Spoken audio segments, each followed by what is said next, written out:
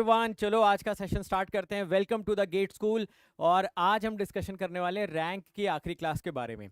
सभी को voice video clear है तो जल्दी से एक बार चैट बॉक्स में कंफर्म करो। और क्या हाल चाल आप लोगों का बताओ। कल रैंक का जो डिस्कशन हुआ था वो क्लियर है कि नहीं है? पढ़ाई लिखाई कर रहे हो कि नहीं कर रहे हो, या सिर्फ और सिर्फ सैटरडे संडे का मतलब दो आईपीएल निपटाने सर, उसके बाद टाइम बचा तो पढ़ाई लिखाई देखेंगे। फटाफट आ जाओ सभी लोग, जल्दी से शुरू करते हैं सेशन को। आज काफ़ी सारे क्वेश्चंस करने हैं, रैंक के प्रॉपर्टीज हमको डिस्कस करनी है, ठीक है। और रैंक से रिलेटेड कुछ इंपॉर्टेंट क्वेश्चंस भी हम लोग डिस्कस करेंगे आज की क्लास में, ठीक है। Clear everyone?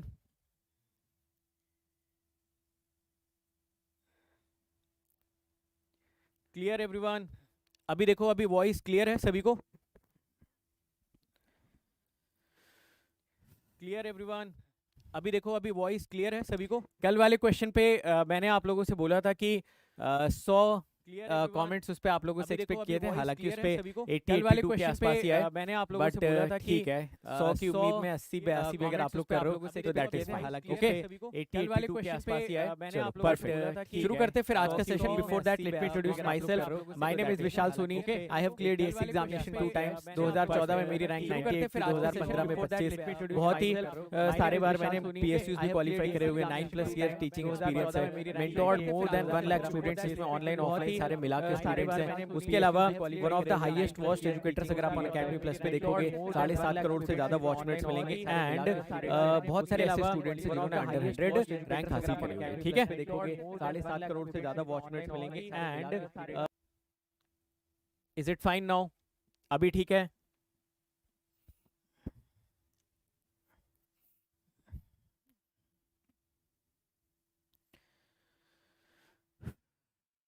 तीन आया पक्का?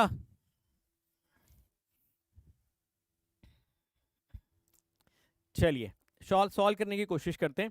सबसे पहले बताइए इसमें आप क्या करना चाहोगे। आप बोलोगे कि सर यहाँ पर देखिए ये वाला जो नंबर है इसके नीचे वाले तीनों एलिमेंट्स को जीरो बनाने की कोशिश करते हैं, ठीक है। तो देखो सबसे पहले मैं यहाँ पर क्या लगाता हूँ, R2 is replaced by R2 minus 2R1, ठीक है ना। R3 is replaced by R3 minus 3R1। R4 is replaced by R4 minus 6R1। बताओ क्या ये तीनों स्टेप हम लोग साइमल्टेनियसली कर सकते हैं? बोलो हाँ या नहीं। तो आप बोलोगे हाँ सर, ये तीनों के तीनों स्टेप्स हम लोग साइमल्टेनियसली कर सकते हैं, ठीक है। अगर ये तीनों स्टेप्स हम लोग साइमल्टेनियसली करेंगे तो देखो हमारा जो मॉडिफाइड मैट्रिक्स आएगा उसमें क्या क्या एलिमेंट्स हमको दिखने वाले हैं। ये आपको दिखेगा 1 2 3 0, है ना। अब इसमें 2 से मल्टीप्लाई करके जो आप सब्ट्रैक्शन करोगे तो यहाँ पे आपको मिल जाएगा 0, यहाँ पर मिल जाएगा 0। 6 यहाँ पर होगा, इसमें से 3 को सब्ट्रैक्ट करोगे, यहाँ पे आपको मिल जाएगा -3, और यहाँ से आपको मिल जाएगा 2, ठीक है। कैलकुलेशन सभी लोग चेक करते रहेंगे, और कहीं पर भी अगर कोई मिस्टेक होती है तो जल्दी से इन्फॉर्म करेंगे। फिर इसको देखो सब्ट्रैक्ट करना शुरू करते हैं। यहाँ पे आपको मिल जाएगा 0। यहाँ पर देखिए आप 3 से मल्टीप्लाई करोगे ये 6 हो जाएगा, 2 माइनस 6 हो जाएगा -4 के बराबर। यहाँ पे 3 से मल्टीप्लाई करोगे तो ये -8 के बराबर हो जाएगा, और ये आपको मिलेगा 3। फिर आप इसको 6 से मल्टीप्लाई करेंगे, ये 0 हो जाएगा, ये आपको अगेन -4 मिलेगा। ये आपको 6 से मल्टीप्लाई करने पे 18, 7 में से 18 को सब्ट्रैक्ट करोगे -11 मिल जाएगा, और ये आपको 5 मिल जाएगा। फटाफट एक बार सारे एलिमेंट चेक करो, देखो क्या आप सभी लोगों का भी सेम एलिमेंट आया। चेक करिए, ठीक है। स्टेप 1 सबका क्लियर है एवरीवन? करेक्ट है ना। अब देखो यहाँ पे प्रॉब्लम क्या हो रही है। स्टेप 1 करने के बाद प्रॉब्लम ये हो रही है कि हमने ये 3 एलिमेंट तो जीरो कर लिए, इन तीनों को तो हमने जीरो कर लिया जो कि हमें चाहिए था। अब बताओ हम क्या करेंगे? सभी लोग एक बार जल्दी से चैट बॉक्स में बताओ इसके बाद हमको क्या करना चाहिए। तो आप बोलोगे कि सर ये देखिए ये 1 था, आप इसके डायगोनली जाइए और इसके नीचे के एलिमेंट को जीरो करने की कोशिश करिए। ध्यान से मेरी बात को सुनने की कोशिश करिए, मैं क्या बोल रहा हूँ कि अगर ये एलिमेंट जीरो है तो हम यही एक्सपेक्ट करेंगे कि इसके नीचे वाले भी सारे के सारे एलिमेंट जीरो होते हैं। कल मैंने आपको बताया था ना कि अगर आप डायगोनली गए और ये जीरो मिल गया तो उम्मीद यही रहनी चाहिए कि इसके नीचे वाले भी सारे के सारे एलिमेंट जीरो रहें। अगर इसके नीचे के सारे एलिमेंट जीरो नहीं है, इसका मतलब यहां पर आप किसी भी तरीके से एक नॉन जीरो एलिमेंट जनरेट करने की कोशिश करिए। समझे मेरी बात को? मैं फिर से रिपीट करता हूँ अपने आप को, ध्यान से सुन लीजिए मैं क्या बताने की कोशिश कर रहा हूँ। सपोज हम यहाँ से डायगोनली गए, ये जीरो मिला, कोई दिक्कत वाली बात नहीं। अगर इसके नीचे वाले भी दोनों जीरो होते तो हमें कोई प्रॉब्लम नहीं थी, बट हम डायगोनली गए, ये तो जीरो एलिमेंट था, इसके नीचे वाले एलिमेंट्स नॉन जीरो थे, यानी कि वो ये कहना चाहता है कि भाई अगर आप रो एचलॉन के नज़रिए से देखोगे तो यहाँ पर एक जीरो था, यहाँ पर एक भी जीरो नहीं था, यहाँ पे दो जीरो थे और यहाँ पर एक एक जीरो थे। तो जो यहाँ पे दो जीरो आपको दिख रहा है ना, इसको उठा के आप लास्ट रो में लेके आ जाओ, या फिर इन दोनों जीरो वाले एलिमेंट्स की जगह पर एक नॉन जीरो एलिमेंट जनरेट करो। बताओ कितने लोगों को ये पॉइंट समझ में आया जो मैंने अभी अभी समझाया, जल्दी से बोलो। बड़ा इंपॉर्टेंट पॉइंट है, बहुत इंपॉर्टेंट पॉइंट है जो मैं आप सभी लोगों को बताने की कोशिश कर रहा हूँ। कल हम लोगों ने एक क्वेश्चन किया था, आपको याद हो, डायगोनल जाने पे जीरो आ रहा था मगर उसके नीचे भी सारे जीरो थे, तो हम नेक्स्ट वाले पे स्विच करते थे। इसके यहाँ पे जीरो आ रहा था मगर उसके नीचे वाले भी सारे जीरो थे। यहाँ पर प्रॉब्लम ये हो रही है कि जो हम डायगोनली जा रहे हैं ना, तो ये जीरो है मगर इसके नीचे के एलिमेंट्स नॉन जीरो। इसका मतलब ये साफ साफ इंडिकेशन दे रहा है कि भाई इस वाली रो को आप उठा के लास्ट में लेके आओ, इसकी जगह पे कोई दूसरी रो आप लेके आ सकते हो। समझ गए मेरी बात को? तो सिंपली देखिए हम लोग क्या करते हैं, यहाँ पे छोटा सा एक ट्रांसफॉर्मेशन में लगाता हूँ, आप मुझे बताना कि क्या आप इस ट्रांसफॉर्मेशन से एग्री करते हो या नहीं। ठीक है, हमने क्या करा, R2 को और R4 को आपस में हमने एक्सचेंज कर लिया। ठीक है, चेक कर लो सभी लोग, R2 और R4 को हम लोगों ने आपस में एक्सचेंज किया, तो यहाँ से आपको मिल जाएगा 1 2 3 0। ठीक है, यहाँ पर आ जाएगा 0 -4 -11 5, यहाँ पर आपको मिल जाएगा 0 -4 -8 3, और यहाँ पर 0 0 -3 2। ठीक है, कोई प्रॉब्लम तो नहीं है किसी को ऐसा करने में? मुझे लगता है कि ऐसा करने में किसी को कोई प्रॉब्लम नहीं होनी चाहिए। अब जरा देखिए यहाँ पे, क्या अब हम अपने आगे के डिस्कशन पे बढ़ सकते हैं? ये देखो 4 और इसके नीचे के इन दोनों एलिमेंट्स को हम जीरो करना चाहते हैं। इसको जीरो करने के लिए बताओ क्या एक सिंपल सा ट्रांसफॉर्मेशन हमको ये लगा लेना चाहिए? ऊपर की तरफ मैं करता हूँ, ठीक है, बताओ कौन सा ट्रांसफॉर्मेशन आप लोगों ने लगाया इसके लिए? इसके लिए हमें लगा लेना चाहिए था R3 is replaced by R3 minus R2। ठीक है, बताओ कौन सा मैट्रिक्स ऊपर जनरेट हो जाएगा? यहाँ पर जो मैट्रिक्स जनरेट होगा, this will become 1 2 3 0, this becomes 0 -4 -11 और ये आपका 5 हो जाएगा। यहाँ से मिल जाएगा 0 0, इसमें से इसको सब्ट्रैक्ट करोगे दिस विल बिकम +3, यहाँ से सब्ट्रैक्ट करोगे तो ये -2 बन जाएगा, ये बचेगा 0 0 -3 2 बना। ठीक है, सिंपल है, इजी टू अंडरस्टैंड है। बताओ क्या अभी भी आपका ये रो एचलॉन फॉर्म में कन्वर्ट हुआ? नहीं। अगर आप नोटिस करो तो अब आपको क्या करना चाहिए, देखो क्या करना चाहिए, ये था, इसके डायगोनल में ये आ रहा था, इसको आपने कंप्लीट ही कर दिया, इसके नीचे के दोनों एलिमेंट जीरो। अब इसके डायगोनल में देखो, इसके डायगोनल में यहाँ पे 3 आ रहा था, यानी कि इसके नीचे वाला जो एलिमेंट था ना, इसको आप जीरो करना चाहते हो। समझ गए ना डायगोनली आप लोग कैसे प्रोपोगेट करोगे? आपने देखा 1 के डायगोनल में 4 था, इसके नीचे वाले दोनों जीरो, फिर 4 के डायगोनल में 3 था, अब इसके नीचे आप जीरो करना चाहते हो। इसके नीचे जीरो करने के लिए कौन सा ट्रांसफॉर्मेशन लगाना चाहिए? जल्दी से चैट बॉक्स में लिख के सभी लोग बताओ कौन सा ट्रांसफॉर्मेशन लगाना चाहोगे इसको जीरो करने के लिए? बोलो भाई।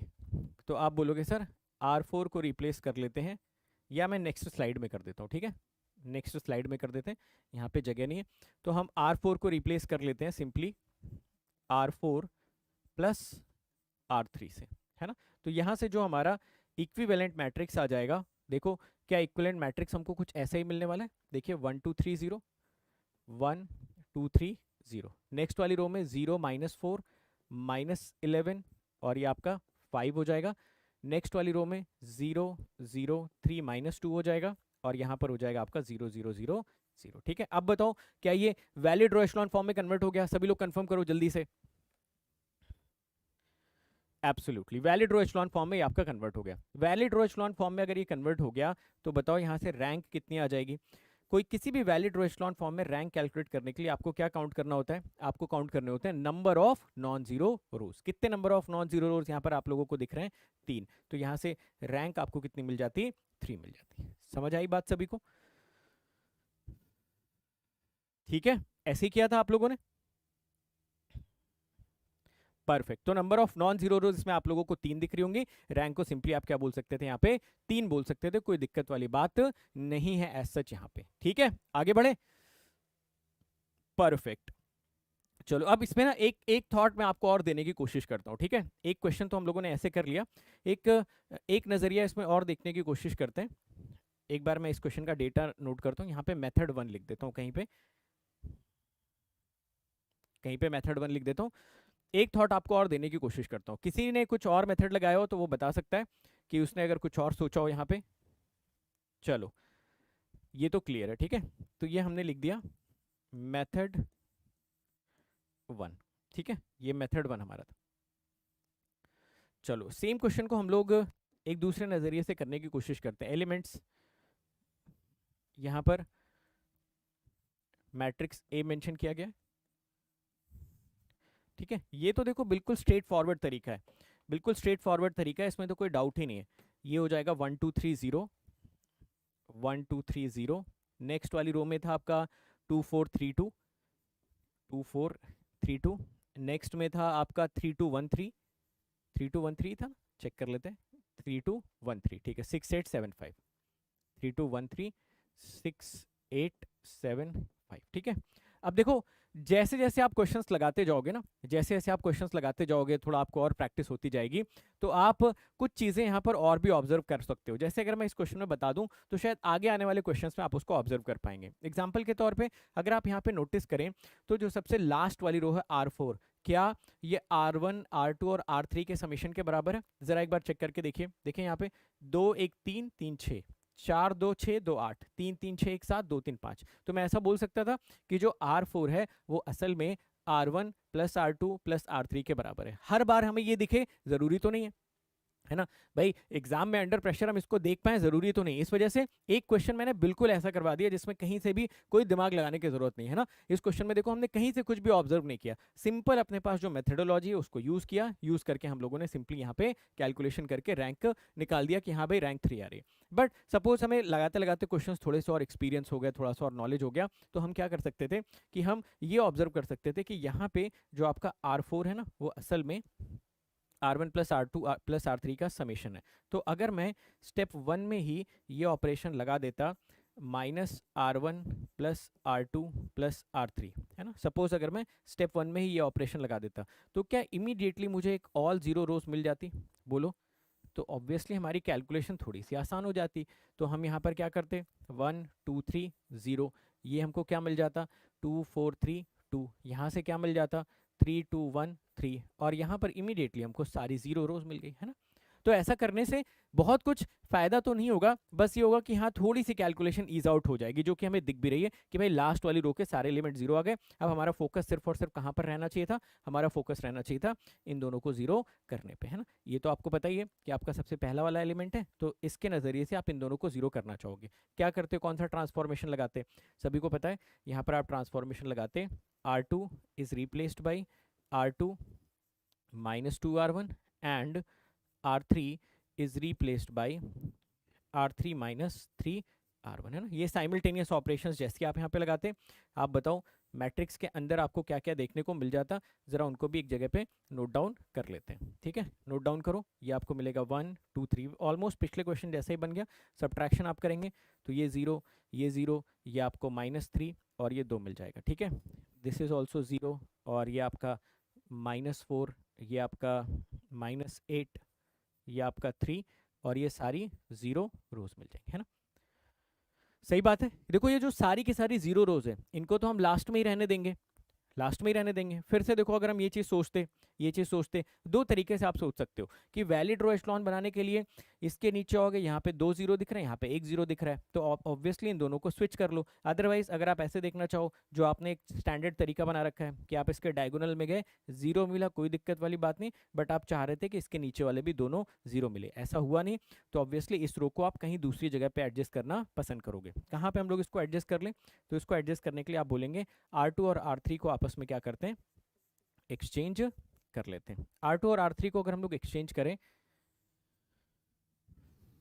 तो देखो वैल्यू आपको क्या मिलेगी 1 2 3 0, बिल्कुल सेम क्वेश्चन कर रहे हैं, जस्ट आपको थोड़ा सा और कॉन्फिडेंस देने के लिए दोबारा मैं इस क्वेश्चन को सॉल्व कर रहा हूँ, ठीक है। R2 और R3 को हमने एक्सचेंज कर लिया, 0 0 -3 2 यहाँ पर मिल गया और ये मिल गया आपका 0 0 एंड 0 0, ठीक है ना। चेक कर लो कोई कैलकुलेशन मिस्टेक तो नहीं, मेरे ख्याल से ठीक है सारा का सारा डेटा। 0 0, मैं एक बार यहाँ से भी चेक कर लेता हूँ, 0 0 -3 0 -4 -8 3 है, ठीक है। बताओ क्या ये आपका वैलिड रो एचेलॉन फॉर्म बन गया ऐसा करते ही? आप बोलोगे हाँ सर, इसमें तो अपने आप ही वैलिड रो एचेलॉन फॉर्म बन गया। ये देखिए नंबर ऑफ जीरोस जो है वो बढ़ते हुए ऑर्डर में है, लास्ट वाले को तो हम काउंट नहीं करेंगे क्योंकि ये ऑल जीरो रो है। तो यहाँ से बताओ रैंक आप लोगों का कितना आ गया होगा? 3। यहाँ से भी आपको रैंक देखने को मिला होगा। ठीक है, तो दोनों नजरिए मैंने आपको बता दिए, आपको जो बेहतर लगे वो चूज कर लीजिए। ठीक है, इसको मेथड 2 का नाम दे देते हैं कि अगर ऐसा कोई ऑब्जर्वेशन मिल जाता है तो कैलकुलेशन ऑब्वियसली थोड़ी सी आसान हो जाएगी। ठीक है, ओके आगे बढ़ें अगले सवाल की तरफ, क्वेश्चन नंबर 9 की तरफ बढ़ें। आप लोगों ने ट्राई किया था क्वेश्चन नंबर 9। एक तरीका और इसका होता है, ठीक है, वो स्पेशल क्लास में बताऊंगा। एक तरीका इसका और होता है वो आपको स्पेशल क्लास में समझाऊंगा। अच्छा, आज 7:30 बजे स्पेशल क्लास है जिसमें रैंक के 10 क्वेश्चन हम लोग डिस्कस करेंगे। डिस्क्रिप्शन में लिंक दे रखा होगा, क्लिक करके सभी लोग 7:30 बजे बिना किसी डिले के स्पेशल क्लास में प्रेजेंट रहेंगे। समझ गए ना मेरी बात को? नीचे देखो स्पेशल क्लास में लिंक दे रखा होगा 7:30 बजे का। ठीक है, तो 7:30 बजे आप सभी लोग मुझे स्पेशल क्लास में मिलिएगा। उसके अलावा जो पिछली क्लासेस हैं, ठीक है, जो क्लास नंबर 6, 7, 8 था उसका एक सिंगल डीपीपी सेशन है जिसमें सिर्फ हम लोग रैंक की कैलकुलेशन करेंगे। उसके पहले वाली जो क्लास थी उसका भी आज एक डीपीपी सेशन है रात में 10 बजे। वो हार्डली 20-30 मिनट्स का होगा, तो आप 10 बजे कर सकते हो। तो हमारे पुराने वाले सारे के सारे जो वीजीपीपी सेशंस हैं वो हमारे कंप्लीट हो जाएंगे। ठीक है ना, तो लिंक में एक बार जरूर सभी लोग चेक कर लेना। चलो क्वेश्चन नंबर 9 के लिए सभी लोग रेडी हो? बताओ क्वेश्चन नंबर 9 का एक बार पोल क्रिएट कर लें क्या, किसके कितने रैंक आई? चलो एक बार इसका पोल क्रिएट करते हैं क्वेश्चन नंबर 9 का। ठीक है, देखते हैं कि आप लोगों ने कितनी रैंक निकाली इसकी। क्वेश्चन 9। और यार कम्युनिटी पे भी ना, कम्युनिटी पे भी आपके क्वेश्चंस आते रहते हैं, तो उसको भी यार आप लोग आंसर किया करो। दिख रहा पोल सभी को? जल्दी बताओ, पोल सबको दिखना चाहिए भाई साहब। मैं इसलिए देख रहा हूँ ना क्योंकि इतना करवाने के बाद भी बहुत सारे लोग गलत आंसर बताते हैं यार। ठीक है, बहुत सारे लोग गलत आंसर बताते हैं इतना करवाने के बाद भी, तो यार ऐसा मत करो। ठीक है, कम्युनिटी पे एक क्वेश्चन डाला था 3x4 वाला, उसमें भी बहुत सारे लोग डी ऑप्शन दे रहे हैं कि नॉट बी डिफाइंड, अनडिफाइंड। और भाई अटेंडेंस का क्या लोचा है? मॉड्यूल 2 पढ़ना है नहीं पढ़ना है? सिर्फ मॉड्यूल 1 सिर्फ लीनियर अलजेब्रा पढ़ के जाओगे गेट का एग्जाम देने? मुझे तो लग रहा है सिर्फ लीनियर अलजेब्रा ही पढ़ने के मूड में हो तुम लोग। चलो अब मेरे लिए आसानी है। चलो परफेक्ट है ना, तो काफ़ी सारे लोगों ने रिस्पॉन्ड। अब देखो इसमें भी देखो आपकी आपकी रिस्पॉन्स करने की एबिलिटी। ठीक है, इसमें 7% लोगों ने 2 बताया है, 4% लोगों ने 4 बताया, सिर्फ 3% लोगों ने 88 आंसर दिया। ठीक है, चलो मतलब 87% लोगों ने 3 आंसर दिया है। चलिए ज़रा एक काम करते हैं, इस क्वेश्चन को सॉल्व करते हैं। ठीक है, दो तरीके से मैं इस क्वेश्चन को सॉल्व करता हूँ, दो तरीके से सॉल्व करता हूँ। एक में सपोज मुझे नहीं पता, एक में यार सपोज मुझे नहीं पता कि अच्छा ये चीज कितने लोगों को दिख रही है, जरा बताइए कितने लोगों को दिख रहा है? 2 1 3 3 6, 3 -1 +1 3, -1 -2 3, -1 -4 -2 -7, ये दिख रहा है सभी लोगों को? आई थिंक ये सभी लोगों को दिख रहा है ना।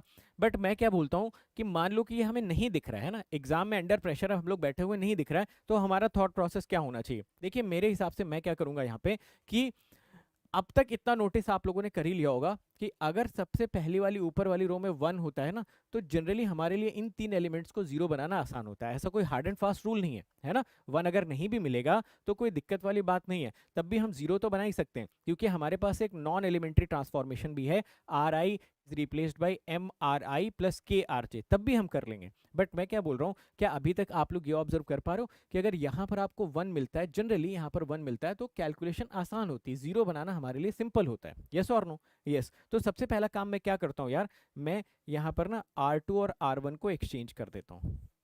ये सिर्फ मैं अपनी कन्वीनियंस के लिए कर रहा हूँ कि मुझे कैलकुलेशन थोड़ी सी आसान होती हुई दिख जाएगी। तो ये वैल्यू हो गई 1 -1 -2 -4। ठीक है, ये आपको मिल गया 2 3 -1 -1, यहाँ से आपको मिल गया 3 1 3 -2, यहाँ से आपको मिल गया 6 3 0 -7। ठीक है ना, चलो अब बताओ यहाँ पर कौन कौन से ट्रांसफॉर्मेशन हम लोग लगाएं। ठीक है, तो आप बोलोगे सर देखिए आप एक तो लगा लीजिए R2 is replaced by R2 -2 R1। ठीक है, तो ये ट्रांसफॉर्मेशन लगाना थोड़ा सा आसान हो जाएगा। R3 is replaced by R3 -3 R1, R4 is replaced by R4 -6 R1। ठीक है, मुझे नहीं पता कि इसमें सम आ रहा है कि नहीं आ रहा है मैं नहीं समझ पाया एग्जाम में अंडर प्रेशर, तो भी मेरे पास एक आइडिया होना चाहिए कि मैं इस क्वेश्चन को क्रैक कर सकूं। 1 -1 -2 -4, इसमें से इसको सब्ट्रैक्ट करिए, ये मिलेगा 0 5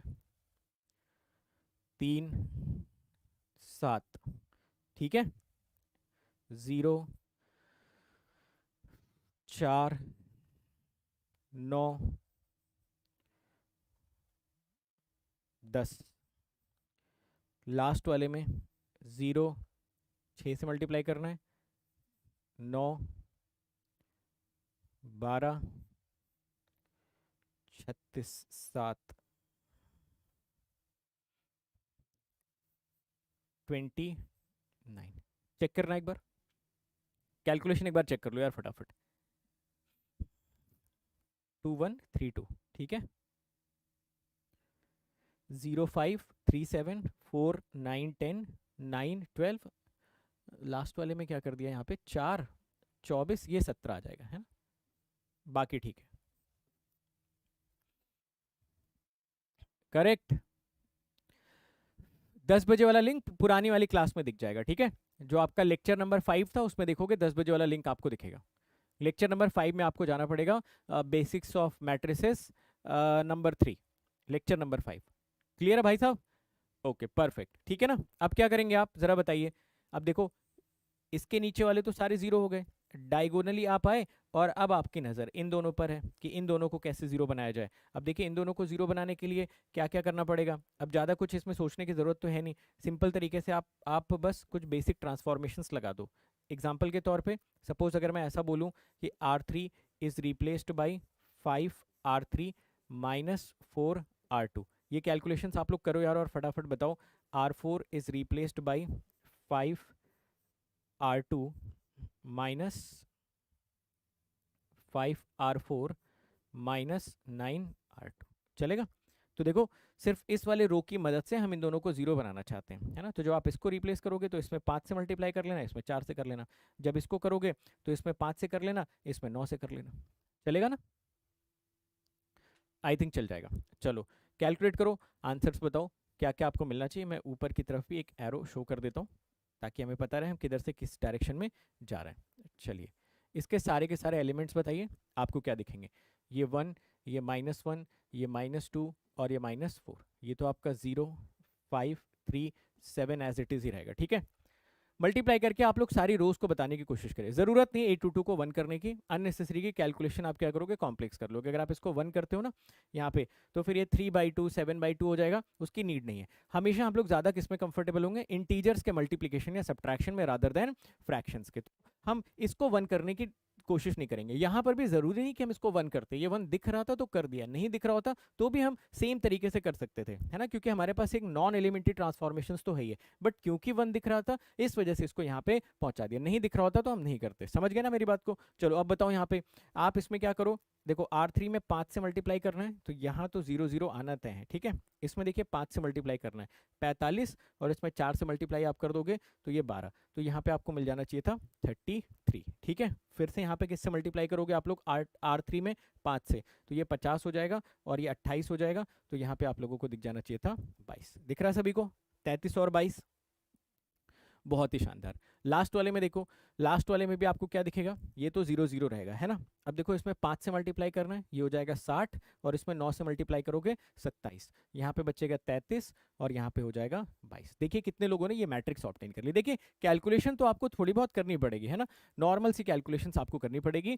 तो यहाँ पे 00 33 22 00 33 22 ये सभी लोगों को दिख जाना चाहिए। अब बताओ क्या करना चाहिए, क्या ये एक वैलिड रो एचेलॉन फॉर्म में कन्वर्ट हो गया? नहीं हुआ। कैसे आपने चेक किया, जरा देखते जाओ सभी लोग। ये देखो, ये इसके नीचे के सारे 0 डायगोनली आए 5, इसके नीचे के सारे 0 ये आए, इसके नीचे के सारे 0 अभी नहीं बन रहे, है ना। एक लास्ट ट्रांसफॉर्मेशन आप लोग बताइए यहाँ पर कौन सा यूज कर लेना चाहिए। तो लास्ट ट्रांसफॉर्मेशन यहाँ पर हमको यूज करना चाहिए R4 is replaced by R4 -R3, है ना। यहाँ से जो भी हमारा इक्विवेलेंट मैट्रिक्स आएगा उसके अंदर के एलिमेंट्स में लिखता हूँ और आप लोग मुझे बताना क्या क्या एलिमेंट्स आपको दिख रहे होंगे। ये दिख रहा होगा 1 -1 -2 -4, -4 है ना। 0 5 3 7 0 5 3 7 0 0 3322 और लास्ट वाले में 0000। क्या ये वैलिड रो एचेलॉन फॉर्म है? एब्सोल्युटली, इसमें तो कोई दो राय है नहीं, है ना। तो ये हो गया आपका वैलिड रो एचेलॉन फॉर्म। रैंक यहाँ से आप लोगों को कितनी दिखनी चाहिए थी? 3, है ना, जो कि 87% लोगों ने ठीक ठीक आंसर भी दिया था। रैंक यहाँ पे 3 हम सभी लोगों को देखने को मिल रही थी। क्लियर है? इसका दूसरा मेथड देखें क्या कर सकते हैं इसमें।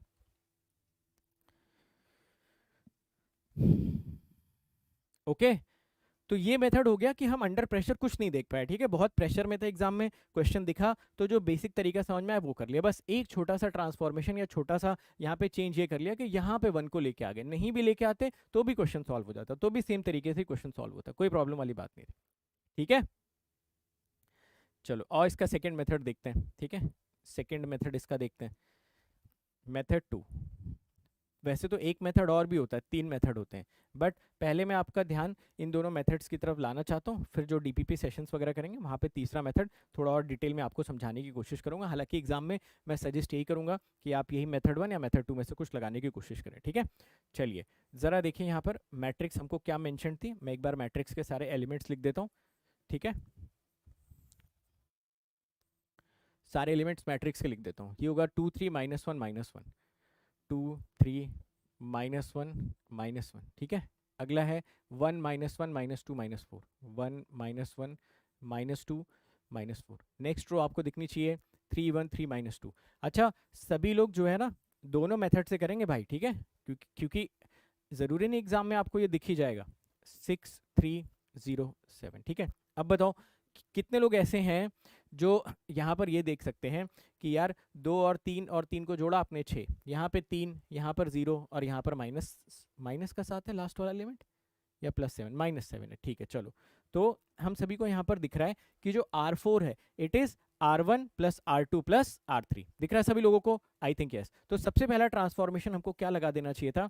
R4 is replaced by R4 - R1 + R2 + R3 लगा सकते थे आप सभी लोग ऐसा, बिल्कुल। तो यहाँ से जो नया मैट्रिक्स बन के आता, क्या उसमें एक ऑल जीरो रो आपको इमीडिएटली दिख जाती? तो ये मिलता आपको 2 3 -1 -1, ठीक है। 1 -1 -2 -4, ये आपको मिल जाता 3 1 3 -2 एंड ऑब्वियसली ये हो जाता 0 0 0 0, ठीक है। अब इस क्वेश्चन में मैं क्या करता हूँ कि इन दोनों रोज को आपस में स्विच नहीं करता हूँ, है ना, इन दोनों को आपस में स्विच नहीं करता हूँ, डायरेक्ट आपको करके दिखाता हूँ क्या करना चाहिए। इसके बाद हमारा फोकस कहाँ पर जाना चाहिए? इस वाले एलिमेंट के ऊपर हमारा फोकस जाना चाहिए, है ना, इस वाले। इसके नीचे के सारे एलिमेंट हमको जीरो करने हैं। अगर आप इसके नीचे के सारे एलिमेंट जीरो करना चाहते हैं तो आप क्या क्या ट्रांसफॉर्मेशन यहाँ पे लगाएंगे? देखिए पहला ट्रांसफॉर्मेशन तो है R2 is replaced by 2R2 - R1, ऐसा कर लेंगे, है ना, ये भी अलाउड है। R3 is replaced by 2R3 minus 3R1। चलिए इस ट्रांसफॉर्मेशन के तहत इसके एलिमेंट्स लिखने की कोशिश करते हैं। 2 3 -1 -1, है ना। ये बोल रहा है कि आप इसमें 2 से मल्टीप्लाई करके इसमें से सब्ट्रैक्ट कर दीजिए। 2 से मल्टीप्लाई करके सब्ट्रैक्ट करोगे ये 0 मिल जाएगा, ये आपको मिल जाएगा -5, ये मिल जाएगा -3, यहाँ पर 2 से मल्टीप्लाई करोगे तो ये मिल जाएगा -7, ठीक है ना। चलो फिर ये बोल रहा है इसमें 3 से मल्टीप्लाई कर लो, इसमें 2 से मल्टीप्लाई कर लो, ये 0 हो गया, तो ये 2 माइनस 3 से मल्टीप्लाई करना है, 2 -9 -7 -3 6, तो ये आपको मिल जाएगा 9, और यहाँ पर 3 से मल्टीप्लाई करोगे -3 -4, इसमें से सब्ट्रैक्ट होगा -1, ठीक है, और ये मिलेगा 0 0 0 0। एक बार चेक करो कैलकुलेशन, कोई डाउट है तो बताओ। कैलकुलेशन फटाफट चेक करो और चेक करके एक बार वेरीफाई करिए, ठीक है। मैं भी एक बार चेक कर लेता हूँ। 2 से मल्टीप्लाई किया 0, -2 -3 5, -4 -3 हो गया, और 2 से मल्टीप्लाई किया -8 -7, ये तो ठीक है। 3 से मल्टीप्लाई अगर हम लोग कर लें तो ये हमारा हो जाएगा 6 9 -3 -3, ठीक है। यहाँ पे अगर हम 2 से मल्टीप्लाई कर लें तो ये हो जाता है 6 2 6 -2, ठीक है। 0 -7 प्लस का 9 और दिस विल बिकम +1, ठीक है। बाकी ठीक है, क्लियर है, चेक करो।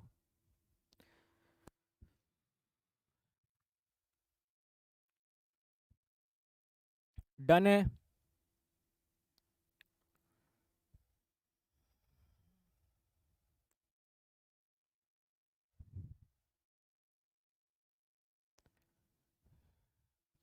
परफेक्ट, चलो अब बताओ इसके बाद कौन सा ट्रांसफॉर्मेशन हम लोगों को लगाना चाहिए। इसके बाद अगर हम लोग यहाँ पे ट्रांसफॉर्मेशन लगाएं तो देखो कौन सा ट्रांसफॉर्मेशन अब लगाना चाहिए। यहाँ पर मैं लिखता हूँ साइड में, आप बताना ठीक है या नहीं। देखिए इसके नीचे वाले तो सारे जीरो हो गए, अब आप डायगोनली आओगे और इनको जीरो करने की कोशिश करोगे। इनको जीरो करने के लिए क्या हमको ये ट्रांसफॉर्मेशन लगा देना चाहिए था, R3 इज रिप्लेस्ड बाई, देखो R3 की मैं बात कर रहा हूँ, ठीक है, दोनों को जीरो कर रहा हूँ, एक ऑलरेडी आपका जीरो है, is replaced by 5R3 minus 7R2। दोनों का साइन सेम था, तो मैं क्या बोल रहा हूँ, इसमें 7 से मल्टीप्लाई कर लो, इसमें 5 से मल्टीप्लाई कर लो। चलो बताओ क्या बनेगा। यहीं पे मुझे लगता है आपका रो एचलॉन फॉर्म कन्वर्ट हो जाना चाहिए। ये हो जाएगा 2 3 -1 -1, दिस विल बिकम 0 -5 -3 -7, है ना। इसमें देखो आपको 7 से मल्टीप्लाई करना है, तो ये आपका हो जाएगा, साइड में लिख लिया करो ऐसे, 0 -35 -21 और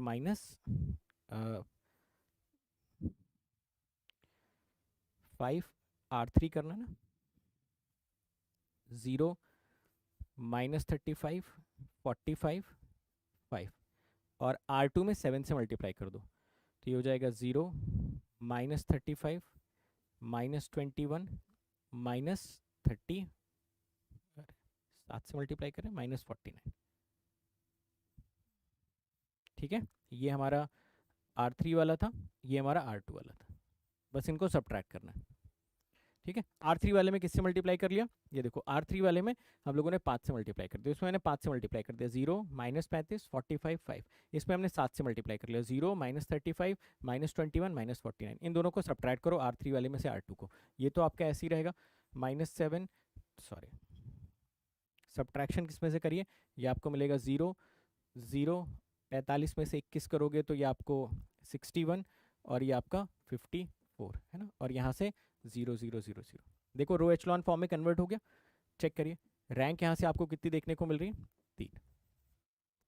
तो आप कोई भी मेथड फॉलो करो यार, है ना, कोई भी मेथड आप फॉलो करिए, अल्टीमेटली आंसर आप सभी लोगों को सेम मिलेगा। चेक कर लो, कोई कैलकुलेशन इसमें ऊपर नीचे वो आप बता सकते हो, but I think most of the things are fine. ठीक है, 45 और 21 को आप जोड़ेंगे तो 66 आ जाएगा। ठीक है, दिस विल बिकम 66, करेक्ट। ठीक है, ऑल इन ऑल मैं क्या कहना चाहता हूँ, ऑल इन ऑल मैं आप लोगों से क्या कहना चाहता हूँ कि अगर देखो इस बात से कोई फर्क नहीं पड़ता ना कि यहाँ पर 1 था कि नहीं था, तब भी आप लोगों ने अल्टीमेटली इसको रो एचलॉन फॉर्म में कन्वर्ट कर लिया। इस बात से कोई फर्क नहीं पड़ता कि आप लोगों ने ये ऑब्जर्व किया कि नहीं R4 जो है वो R1 R2 R3 का समेशन है, बिना उसके भी आप इस क्वेश्चन को कर चुके हो। तो एग्जाम में जब भी आपके सामने क्वेश्चंस देखने को मिलेंगे तो हमेशा इस बात को याद रखिएगा, हमेशा इस बात को याद रखिएगा कि बेसिक मेथड आपका स्ट्रांग होना चाहिए, बाकी सारे कोई मेथड आपके स्ट्रांग हो या नहीं हो। ठीक है, समझ गए ना मेरी बात को। ठीक है, हाँ ये -1 ही होगा ना यहाँ पे, ये असल में -4 हो जाएगा ना, ये -4 यहाँ पर -1, तो ये आपका बचेगा -5, और जब इसमें से घटाएंगे तो ये 44 आपका आ जाएगा। ठीक, चलो कुछ बातें हम लोग कंक्लूड करें, कुछ बातें कंक्लूड करने की कोशिश करें।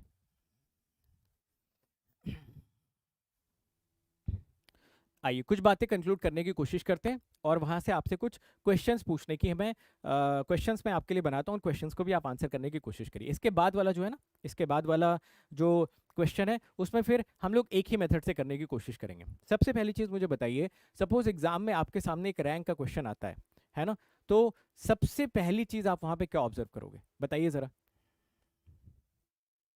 कोई रैंक का क्वेश्चन अगर आता है, सबसे पहली चीज़ क्या ऑब्जर्व करने की कोशिश करोगे। देखिए मेरा जो एक्सपीरियंस है उसके हिसाब से मैं आपको बताऊं तो एग्जाम में ना आप ये सब चीज़ें नोटिस नहीं कर पाओगे, है ना, कि ये लास्ट वाली रो इन तीनों का समेशन है, समझ गए, या ये थर्ड रो इन दोनों के लीनियर कॉम्बिनेशन से बनी हुई है।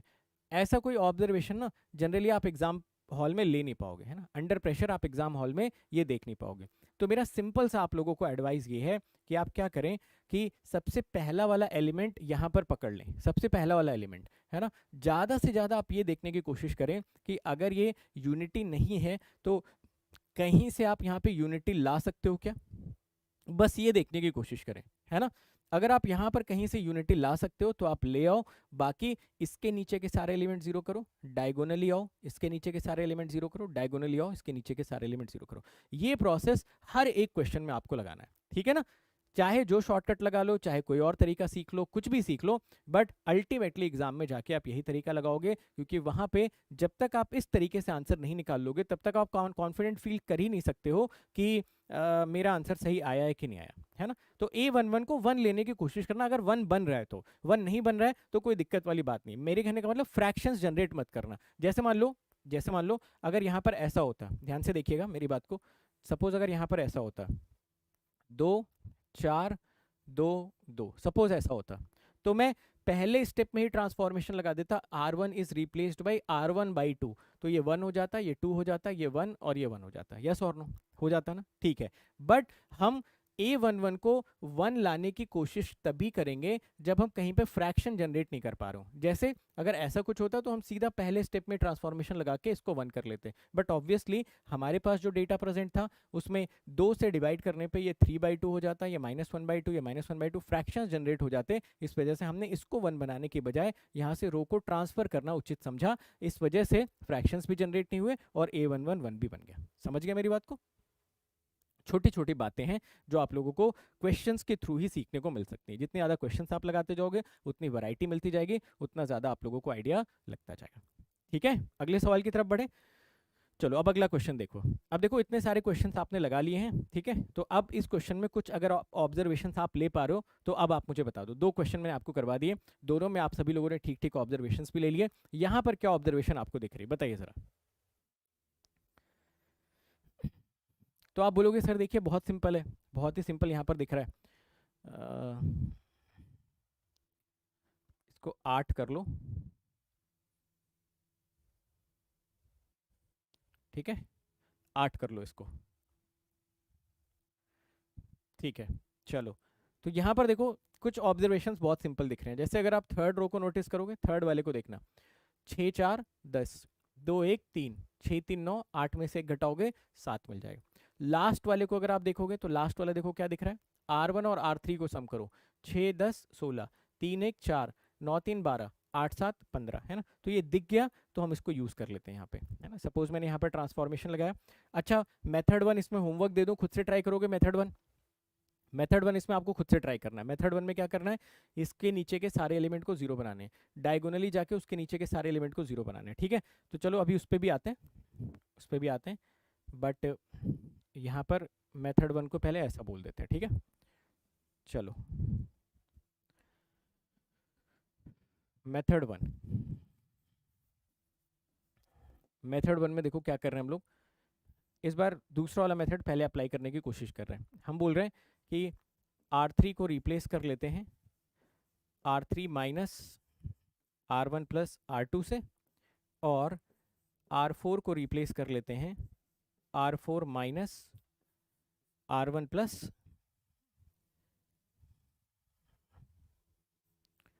R1 plus R3। बताओ क्या ये साइमल्टेनियस ऑपरेशन हम लगा सकते हैं? ये डेटा तो हमने, एक सेकेंड,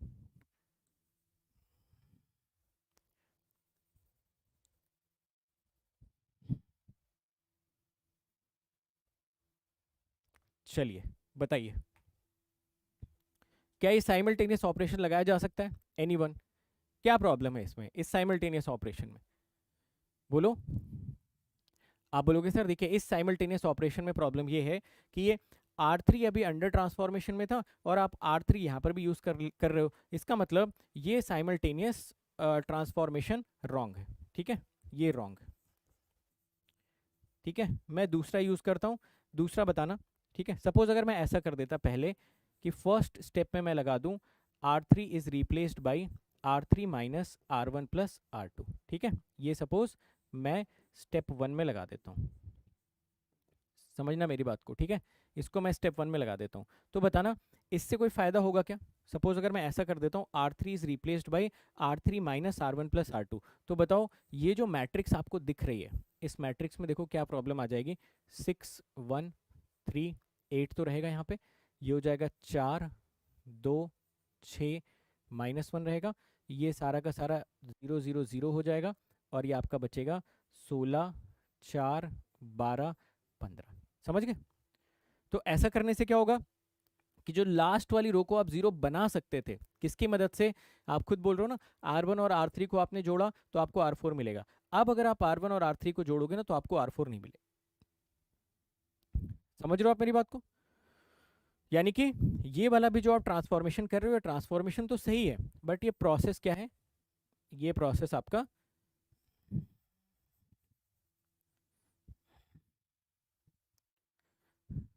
मतलब कि इंक्रीजेस कैलकुलेशन, है ना? ये जो प्रोसेस है ये कैलकुलेशन को इंक्रीज कर देगा, ठीक है ना? I think yes. तो दोनों बातें समझिएगा, है ना? सबसे पहली चीज ये तो गलत हो गया, अगर आप ऐसा करोगे तो ये प्रोसेस आपके कैलकुलेशन को अननेसेसरी बढ़ा देगा। तो देखिए मेरे हिसाब से क्या करना चाहिए, आप जरा देखिए और बताइए कि क्या आप भी ऐसा ही सोच रहे हो। देखो मेरे हिसाब से इसमें सबसे पहले R4 को हमको कर लेना चाहिए, पहले हमेशा R4 को निपटा देना चाहिए। यानी यहाँ से ये सीखने को मिला कि हमेशा अगर कभी जीरो की पॉसिबिलिटी बन रही हो तो सबसे पहले लास्ट वाली रो को हमेशा जीरो बनाने की कोशिश करनी चाहिए। R4 को हम लोगों ने रिप्लेस कर दिया R4 minus R1 plus R3 से, ठीक है? ये स्टेप 1 में हम लोगों ने परफॉर्म किया। स्टेप 1 में अगर आप ऐसा करोगे तो देखो यहाँ पे आपको क्या मिल जाएगा, 6 1 3 8, ये आपका हो जाएगा 4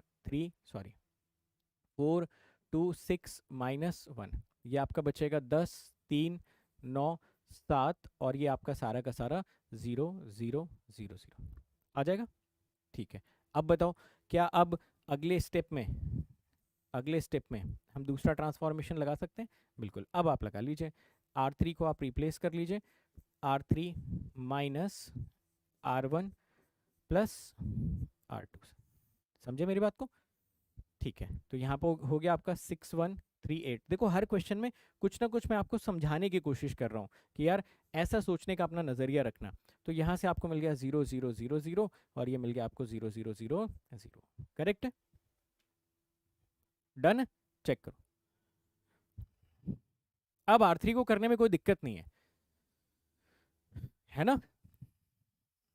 अब भाई आपने अलग अलग स्टेप्स में लगाया, एक स्टेप्स में आपने लास्ट वाली रो को जीरो कर लिया, अगले स्टेप में आपने थर्ड वाली रो को जीरो कर लिया, कोई प्रॉब्लम नहीं है। अब बताओ क्या करना चाहिए, क्या ये वैलिड रो एचेलॉन फॉर्म में कन्वर्ट हो गया? आप बोलोगे अभी तो नहीं हुआ सर, क्या करना पड़ेगा आप सभी लोगों को? देखिए जरा, यहाँ पर ये वाला एलिमेंट दिख रहा है, इससे डायगोनली आप देखोगे तो डायगोनली इसके नीचे के तो सारे के सारे एलिमेंट जीरो हैं, बट इसके नीचे के भी सारे के सारे एलिमेंट आपने जीरो नहीं बनाए ना, तो आपको कौन सा ट्रांसफॉर्मेशन यहाँ पे लगा देना चाहिए था? बोलो, which transformation should we apply here? तो आप बोलोगे R2 इज रिप्लेस्ड बाई, अब देखो जरूरी नहीं कि 4 और आप 6 से मल्टीप्लाई करें, जैसे मैं ऐसे लिख सकता था 3R2 माइनस 2R1, है ना? इसमें 3 से मल्टीप्लाई करोगे 12, इसमें 2 से मल्टीप्लाई करोगे 12, 12 माइनस 12 आपको 0 मिल जाएगा, बात खत्म हो गई, ठीक है? चलो हाँ, रैंक तो 2 आ जाएगी, मगर हमें कैलकुलेशंस भी देखनी चाहिए। बहुत सारे लोगों को यहीं से रैंक दिख गई होगी। तो ये हो जाएगा 6 1 3 8, ठीक है? इसमें 2 से मल्टीप्लाई कर लोगे 12 हो जाएगा, ये हो जाएगा आपका 0, this is also 0, 18 minus 6 12 -3 -16, I think -19 आ जाएगा, बाकी ये 0 0 0 0 आपका बचा रहेगा, ठीक है? रैंक बताओ यहाँ से कितनी मिल गई आप लोगों को? रो एचेलॉन फॉर्म में कन्वर्ट हो गया, रैंक आपको 2 मिल जाएगी, ठीक है?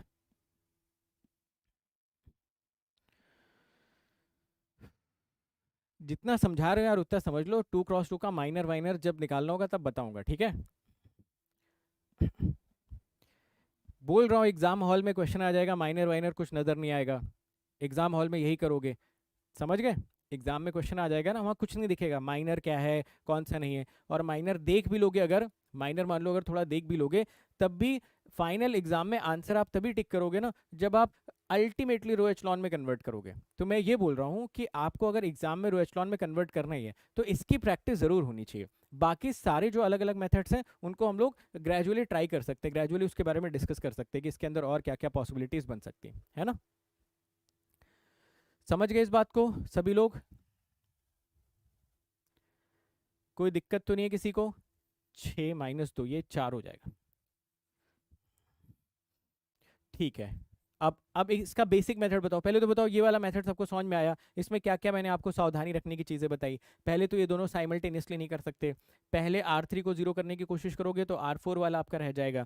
तो इस क्वेश्चन से आपने ये सीखा कि कभी अगर कोई ऑल जीरो रोज बनने की पॉसिबिलिटी हो रही हो तो सबसे लास्ट वाली रो को पहले जीरो कर लिया करो, तो बाकी रोज को जीरो करने की पॉसिबिलिटी हमेशा आपके सामने प्रेजेंट रह जाएगी। ठीक है, चलो एक काम करते हैं, इसी क्वेश्चन को अगर हम लोग बिल्कुल बेसिक तरीके से लगाते हैं ना, सपोज हमें एग्जाम में नहीं दिखता कि भाई 6 4 10 है या फिर 6 और 10 16 है, वॉट एवर, तो बता सकते हो सबसे पहला स्टेप हम लोग क्या लगाते हैं? देखो क्या पहला स्टेप हम लोग ऐसा ही लगाते हैं, R2 is replaced by 3R2 minus 2R1। उसके बाद R3 is replaced by 6R3 minus 10R1।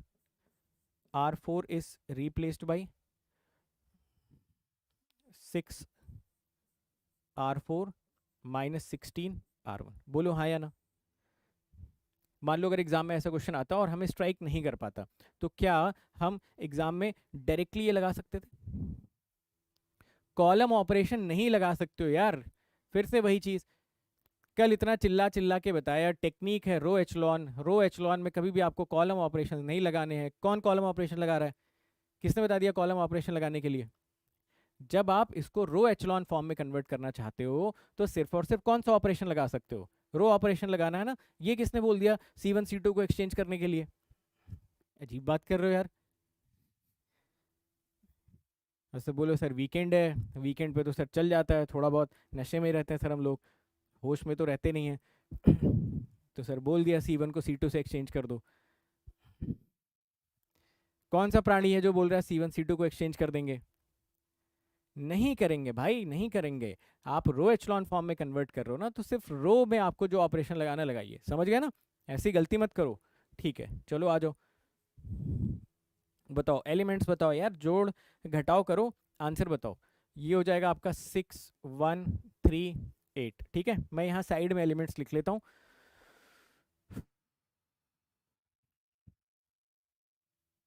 Side में एलिमेंट्स में लिख लेता हूँ। ये हो गया 0, ये तो हम लोगों ने अभी किया भी था, तो ये हमारा आ गया था 0। नहीं इसमें नहीं किया था हमने, तो 3 से इसमें मल्टीप्लाई करो, इसमें 2 से करो। 6 4 18 2 12 और माइनस 19। चलो अब इसमें 6 से मल्टीप्लाई कर लेते हैं, तो ये हो गया 60 18 54 42। और इसमें 10 से मल्टीप्लाई करना है, 60 10 30 24 0 8 24 18। ठीक है, ये मैं खुद रफ में कैलकुलेशन कर रहा हूँ, आप लोग भी करो ठीक है। फिर हमने इसमें 6 से मल्टीप्लाई कर लिया, 96 24 72 90। और इसमें 16 से कर लिया, 96 16 48 16 अट्ठे 128। सब्ट्रैक्ट करो, 0 8 24 माइनस 38।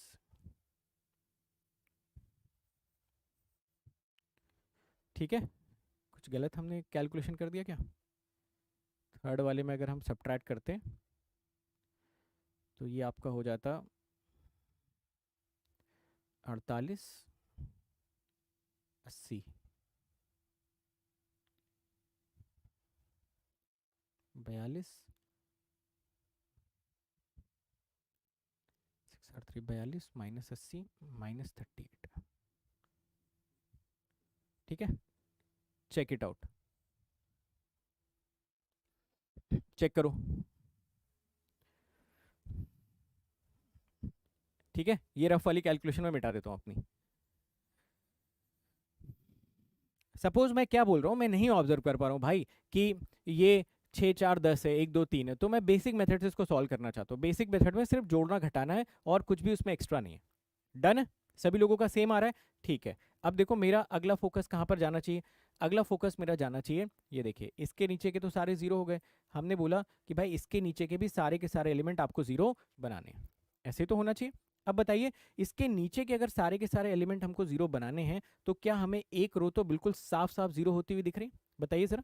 यस, तो देखो हम लोग यहाँ पर क्या करते हैं, बहुत क्लियरली देखना मैं यहाँ पर क्या कर रहा हूँ। मैं बोल रहा हूँ R3 is replaced by R3 minus 2R1 and R4 is replaced by R4 minus 2R1, ठीक है।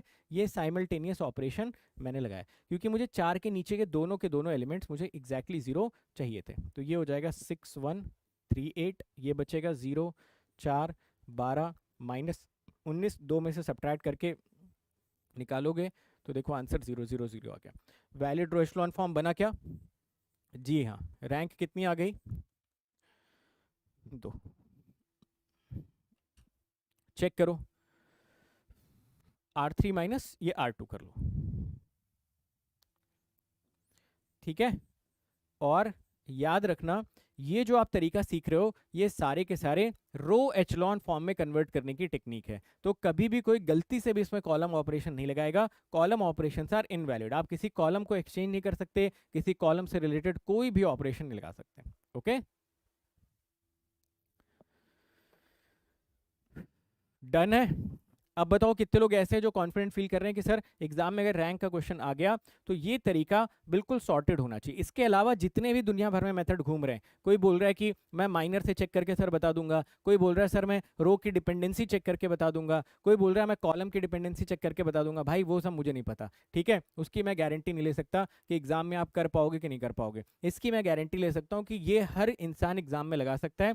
और अगर आपको सिर्फ जोड़ना घटाना आता है तो it will hardly take 1 minute, maximum 1 minute का टाइम लगना चाहिए अगर आप साफ सुथरे तरीके से जोड़ना घटाना लिख रहे हो, ठीक है। तो यहाँ पे नीचे नंबर्स लिख लो, जोड़ लो, घटा लो, 1 से 2 तीसरे स्टेप में जाते आते आपको साफ साफ आंसर दिख जाएगा। अदर जो मेथड्स होते हैं वो सारे के सारे मेथड्स मैं आपको बताऊंगा कि आप कैसे सोच सकते हो, बट अगेन मैं वो मेथड्स खुद आपको यूज करने की सलाह नहीं दूंगा, समझे मेरी बात को। परफेक्ट, आगे बढ़े, चलिए आगे बढ़ते हैं, इस सवाल की बात करते हैं। चलो अब ये क्वेश्चन है, इसमें मैं आपको 2 मिनट का टाइम देता हूं, हालांकि ये होमवर्क भी आप सभी लोगों को दिया गया था। जल्दी बताओ इस क्वेश्चन में रैंक कितनी आनी चाहिए। अब आपको जो तरीका लगाना लगाओ, ठीक है। टाइमर चल रहा है, इस पे फोकस करना। और जितने भी लोग माइनर वाले थे, मेजर वाले थे, डिपेंडेंसी वाले थे, इंडिपेंडेंसी वाले थे, जो आपको देखना है देखो, सोचना है सोचो, और जिसको बेसिक मेथड से लगाना लगाओ। आंसर मुझे 2 मिनट के अंदर अंदर चाहिए, ठीक है। टाइमर चल रहा है, आपके ऊपर प्रेशर बढ़ चुका है, जल्दी से 2 मिनट के अंदर फटाफट आंसर चाहिए मुझे। अब लगाओ दिमाग जितना लगा सकते हो।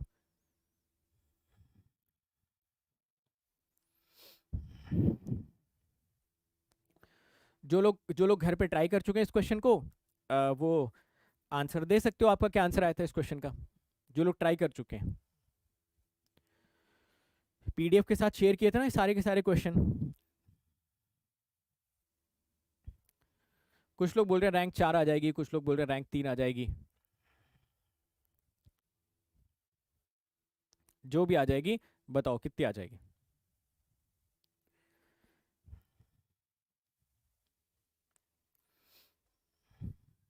रैंक 4, रैंक 3, 2 मिनट का टाइम है, ठीक है। माइनर वाइनर जो सब निकालना चाहते हो सब निकालो, जल्दी बताओ।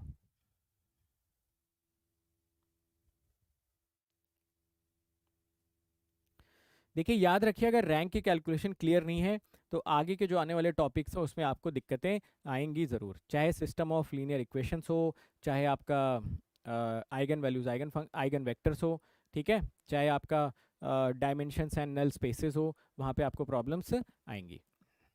तो इस वजह से रैंक में हमको पूरी तरीके से कमांड होनी चाहिए। चलो 2 मिनट ऑलमोस्ट खत्म होने वाला है, काफ़ी कम आंसर्स आए एज पर एक्सपेक्टेशन, मुझे और ज़्यादा नंबर ऑफ आंसर्स की एक्सपेक्टेशन थी। खैर चलिए, जितने भी आंसर्स आपने कैलकुलेट किए देखो ज़रा यहाँ पे क्या करना चाहिए हम सभी लोगों को। सबसे पहले तो R2 is replaced by R2 minus 4R1, R3 is replaced by R3 minus 3 R1. R4 is replaced by R4 minus R1। ठीक है, ये हमको एक जगह पे कर लेना चाहिए था। ऐसा करने से मुझे ये 1 2 -1 3 तो इंटैक्ट दिखेगा, यहाँ पर मुझे 0 मिल जाएगा। 4 R1 यहाँ पर करना है, तो मैं यहाँ पर लिख लेता हूँ 4 1 2 1। यहाँ पे 4 से मल्टीप्लाई कर लेता हूँ, 4 8 -4 12। ठीक है, ठीक है, सब्ट्रैक्ट करते हैं, 0 -7 6 -11। ठीक है, चलो फिर R3 minus 3 R1 हमको करना है, तो R3 आपका हो गया 3 -1 1 2। 3 R1 आप करेंगे तो 3 6 -3 9। सब्ट्रैक्ट करिए, 0 -7 4 -7। ठीक है, लास्ट वाले में तो डायरेक्ट सब्ट्रैक्शन हो जाएगा, 1 1 ही था, तो ये हो जाएगा आपका 0 0 1 -2। ठीक है,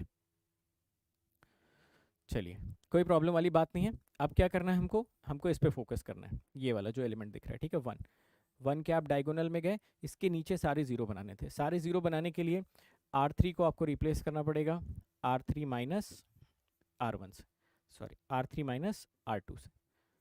चलो सब्ट्रैक्ट करो इसको, देखो कितना आंसर मिलेगा यहाँ से। 1 2 -1 3 0 -7 6 -11, ये हो जाएगा 0 0 -2 -4 एंड दिस विल बिकम 0 0 1 -2। बताइए क्या ये रो एशलॉन फॉर्म में कन्वर्ट हुआ?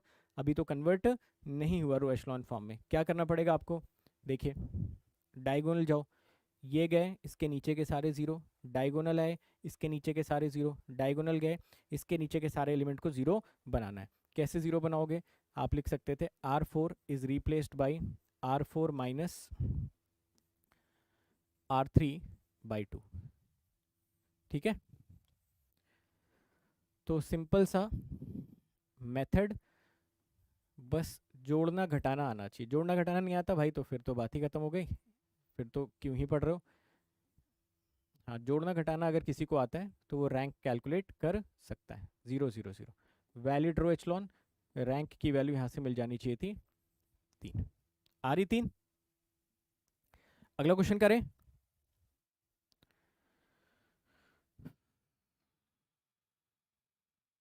Next question everyone. अगला सवाल ये रहा आपकी स्क्रीन के सामने। 2 मिनट का टाइम मिलता है, जो मेथड लगाना लगाओ, आंसर फटाफट कैलकुलेट करके बताओ। नेक्स्ट क्वेश्चन आपकी स्क्रीन पे ये है, जो भी मेथड लगाना लगाओ, आंसर कैलकुलेट करके बताओ क्या आंसर आना चाहिए। ठीक है, इसके बाद हम लोग रैंक की ना कुछ बड़ी बेसिक प्रॉपर्टीज सीखेंगे। प्रॉपर्टीज से रिलेटेड एग्जाम में बहुत सारे क्वेश्चंस पूछे जाते हैं। ठीक है, 2 क्वेश्चंस इसके बाद और बचेंगे, उसके बाद रैंक की प्रॉपर्टीज पर हम लोग फोकस करने की कोशिश करेंगे।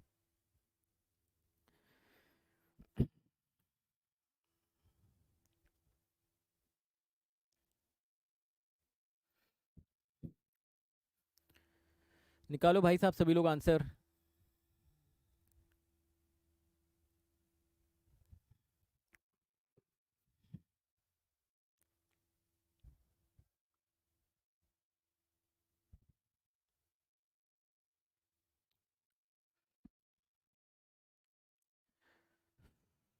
कर लो, जिन लोगों ने नहीं किया था वो लोग कर लो। और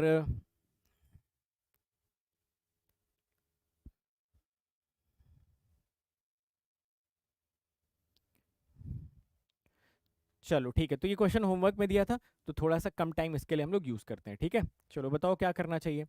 R2 is replaced by R2 minus 3 R1।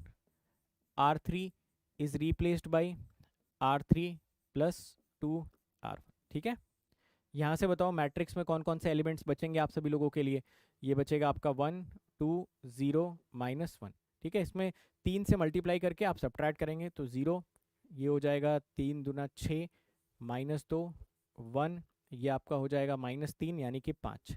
इसमें 2 से मल्टीप्लाई करके आपको ऐड करना है, तो ये होगा 11, ये हो जाएगा आपका 2, ये हो जाएगा आपका 1। ऐसे ही आएगा, करेक्ट। चलो अब क्या करना है रो एचलॉन फॉर्म में कन्वर्ट करने के लिए? पहले तो बताओ, यहाँ तक आप सभी लोगों ने कर लिया था, घर पे किया था, जहाँ भी किया था, जैसे भी किया था। I think the same expression everyone is getting. चलो अब बताओ, इसके नीचे के सारे एलिमेंट जीरो, इसको आपको जीरो बनाने की कोशिश करनी है। कैसे बनेगा ये जीरो? आप बोलेंगे R3 इज रिप्लेस्ड बाई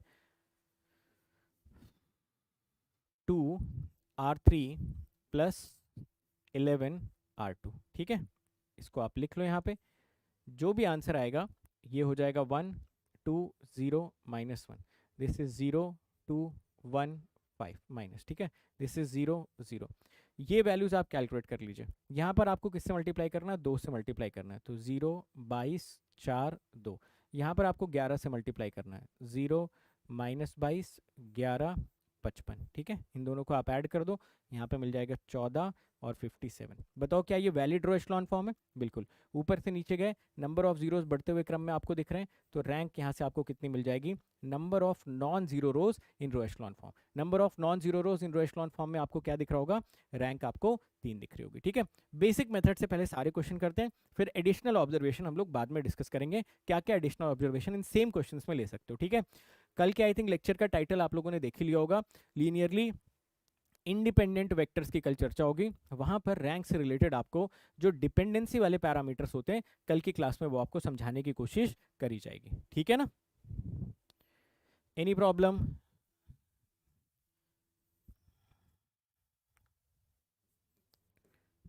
ठीक है, नेक्स्ट क्वेश्चन पे आते हैं। चलिए अगला क्वेश्चन सॉल्व करिए। इस क्वेश्चन के लिए भी आई थिंक आप लोगों ने इसको घर पे ट्राई कर लिया होगा। 1 मिनट का टाइम मिलता है, इसमें आप चाहें तो आंसर बता सकते हैं, है ना? आंसर बता दो इसमें, और जिन लोगों ने आंसर नहीं निकाला है घर पे, वो कैलकुलेट करके फटाफट बताओ इस क्वेश्चन का आंसर कितना आना चाहिए।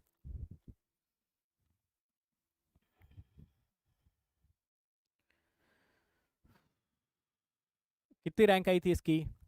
नहीं किया तो अभी करो।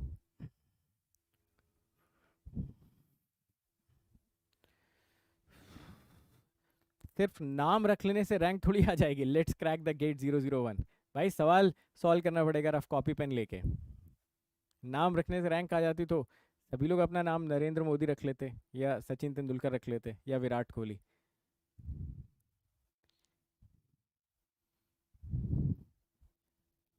दो। चलो, जो लोग कर रहे हैं वो लोग भी साथ के साथ करते रहें, मैं भी यहाँ पे करना स्टार्ट करता हूँ। देखो, R2 is replaced by R2 -2 R1। R3 is replaced by R3 -3 R1। R4 is replaced by R4 -2 R1। ठीक है, चलो ये 3 साइमल्टेनियस ऑपरेशंस एक साथ यहाँ पे लगा देते हैं, कुछ ना कुछ तो मिल ही जाएगा इससे। ठीक है, ये 1 2 2 0, इसमें 2 से मल्टीप्लाई करके सब्ट्रैक्ट करना है, 1 -1, ये 1 आपको मिल जाएगा। 3 से मल्टीप्लाई करके सब्ट्रैक्ट करना है, 2 -2 2। 2 से मल्टीप्लाई करके सब्ट्रैक्ट करना है, 0 -3 -3 3। ये मिला? बस ये तो यार बड़ा आसान सा सवाल था, सभी से हो जाना चाहिए था। ठीक है, बहुत ही सिंपल सा क्वेश्चन था। इसमें एक एडिशनल प्रॉपर्टी भी होती है, कल की क्लास में बताऊंगा आपको, आज मैं कोई प्रॉपर्टी नहीं बता रहा हूँ। इसके नीचे के सारे जीरो यहाँ पे आए, इन दोनों को जीरो करना है, तो आप क्या करोगे? R3 is replaced by R3 +2 R2। R4 is replaced by R4 +3, ये माइनस कर लो, R3 -2 R2। ठीक है, और यहाँ पर 3 R2। ठीक है, तो ये हो गया 1 2 2 0 0 1 -1 0, ये भी हो गया 0 0 0 0, ये भी हो गया 0 0 0 0। वैलिड रो एचलॉन फॉर्म बन गया। वैलिड रो एचलॉन फॉर्म में नंबर ऑफ नॉन जीरो रोज जरा कैलकुलेट करके बताइए कितनी दिख रही है? 2। तो इस मैट्रिक्स की रैंक कितनी हो जानी चाहिए थी? 2। चलेगा?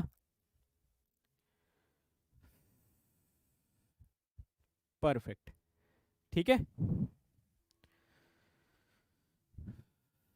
7 -4, ये आपका +3 हो जाएगा, है ना? ठीक है, ये तीनों प्लस, ये तीनों माइनस, ये तीनों प्लस। परफेक्ट। चलो अब क्या करते हैं,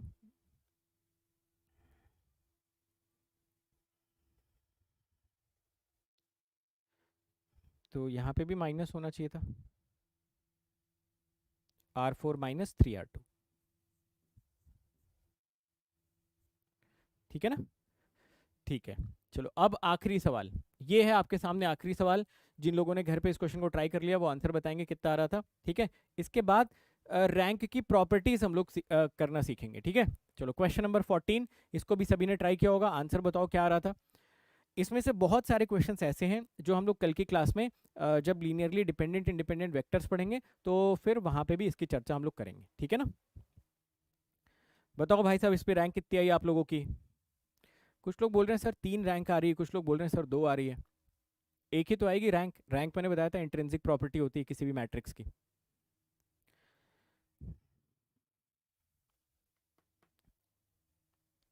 दो आ रही है रैंक। ठीक है, चलो करते हैं ट्राई, देखते हैं। तो ये तो सिंपल होना चाहिए था मेरे ख्याल से। R2 is replaced by R2 plus R1, R3 is replaced by R3 minus R1, R4 is replaced by R4 minus R1। ठीक है, ये है। तो अब यहाँ से जो आपके सामने मैट्रिक्स आ जाएगी वो मैट्रिक्स के एलिमेंट्स आपको दिखेंगे 1 1 -1 1। ठीक है, 0 2 -4 -2, इसमें से सब्ट्रैक्ट करिए 0 -1 2 1, सब्ट्रैक्शन के बाद 0 -2 4 2। ठीक है, फिर से देखो वही चीज़ बन गई। ये आपका इसके नीचे के सारे एलिमेंट जीरो, डायगोनली आए, इसके नीचे के एलिमेंट्स आपको जीरो करने। तो आप R3 को रिप्लेस कर दीजिए, R3 plus R2 by 2 and R4 is replaced by R4 plus R2। ठीक है, हो गया सभी का। 1 1 -1 1, 0 2 -4 -2, ये सारे 0 0 0 और ये भी आपके 0 0 0। वैलिड रो एचेलॉन फॉर्म, वैलिड रो एचेलॉन फॉर्म में नंबर ऑफ नॉन जीरो रोज हमेशा रैंक को रिप्रेजेंट करती है। तो रैंक यहाँ पे आपके आ जानी चाहिए थी 2। अब आप में से कितने लोग ऐसे हैं जो रैंक की कैलकुलेशन में कंफर्टेबल हैं? कैसा भी क्वेश्चन दे दिया जाएगा, स्क्वायर मैट्रिक्स का क्वेश्चन हो, रेक्टेंगुलर मैट्रिक्स का क्वेश्चन हो, रैंक आप गलत नहीं करेंगे। ठीक है, बेसिक मेथड मैंने अभी बताया है। मैंने कोई इसमें माइनर का कंसेप्ट आपको नहीं सिखाया है। मैंने इसमें कहीं पे भी आप सभी लोगों को कोई डिपेंडेंसी वाला कंसेप्ट नहीं बताया है। वो कल की क्लास में सब कुछ सिखाऊंगा। ठीक है, कल जो हम लोग वेक्टर्स की बात करेंगे तो वहाँ पे रैंक से आपको linear dependency non linear dependency की हम लोग चर्चा करेंगे, कल करेंगे। बट आज तक जो मैंने सिखाया एक सिंपल सा मेथड सिखाया जिसमें आपको सिर्फ एडिशन सब्ट्रैक्शन नीडेड है। ठीक है ना? चलो 1 मिनट का ब्रेक लो, जल्दी से पानी वानी पियो, डीप ब्रीथ करो, क्योंकि अब मैं ना रैंक की आपको प्रॉपर्टीज बताने वाला हूँ भाई साहब। ठीक है, रैंक की सारी प्रॉपर्टीज पे बेस्ड एग्जाम में अनगिनत क्वेश्चंस पूछे गए हैं और अनगिनत क्वेश्चंस पूछे जा सकते हैं। ठीक है, चलो तो जल्दी से ब्रेक लो, 1 2 मिनट।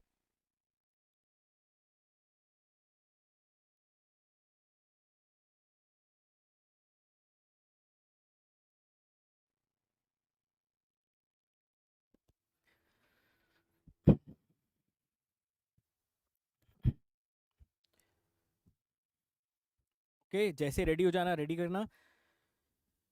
सारी प्रॉपर्टीज देखो, बहुत सारी प्रॉपर्टीज तो हम लोग पढ़ चुके हैं। ठीक है, बहुत सारी प्रॉपर्टीज हम लोग पढ़ चुके हैं। उन सारी प्रॉपर्टीज को एक सिंगल जगह पे मैं कंपाइल करने वाला हूँ आप सभी लोगों के लिए। सिंगल जगह कंपाइल करते हैं सारी प्रॉपर्टीज को और सबको इकट्ठा याद भी कर लेते हैं। ठीक है ना? Ready everyone?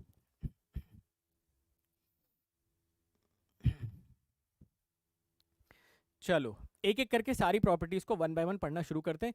इनमें से मोस्टली प्रॉपर्टीज आप लोग जानते हो। ठीक है, ये सेम ही क्वेश्चन रिपीट हो गया क्या?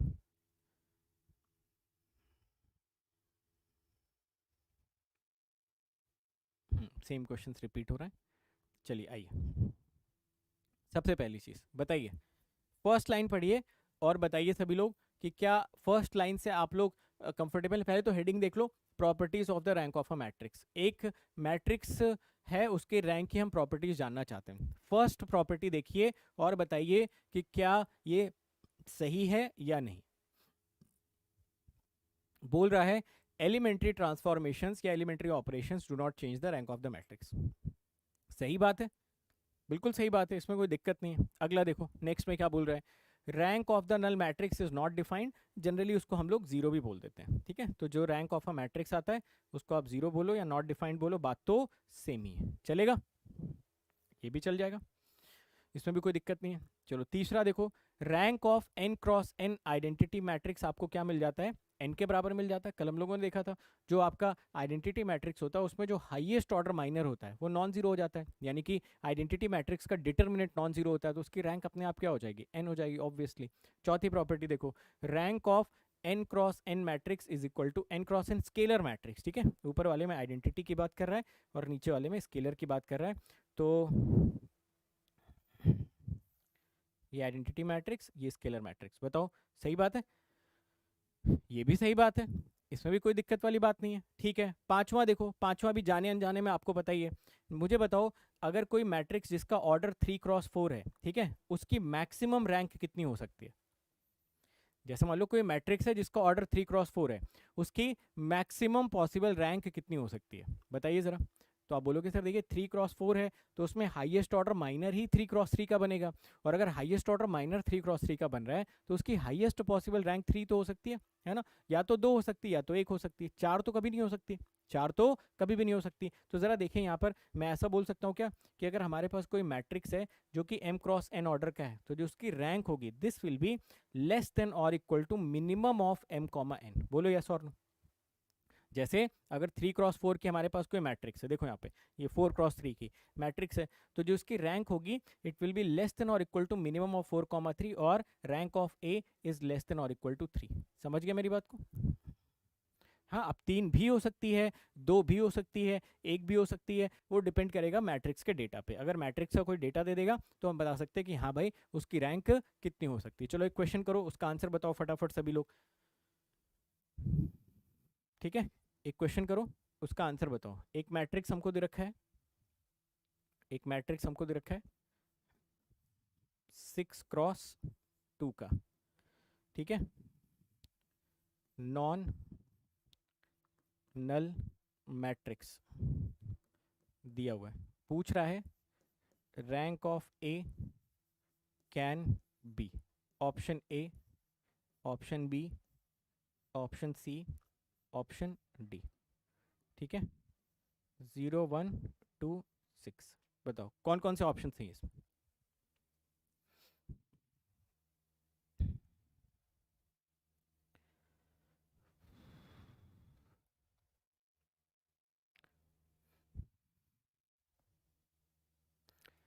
एक 6x2 का मैट्रिक्स दिया है, बोल रहा है एक नॉन नल मैट्रिक्स है, तो इसकी रैंक क्या क्या हो सकती है।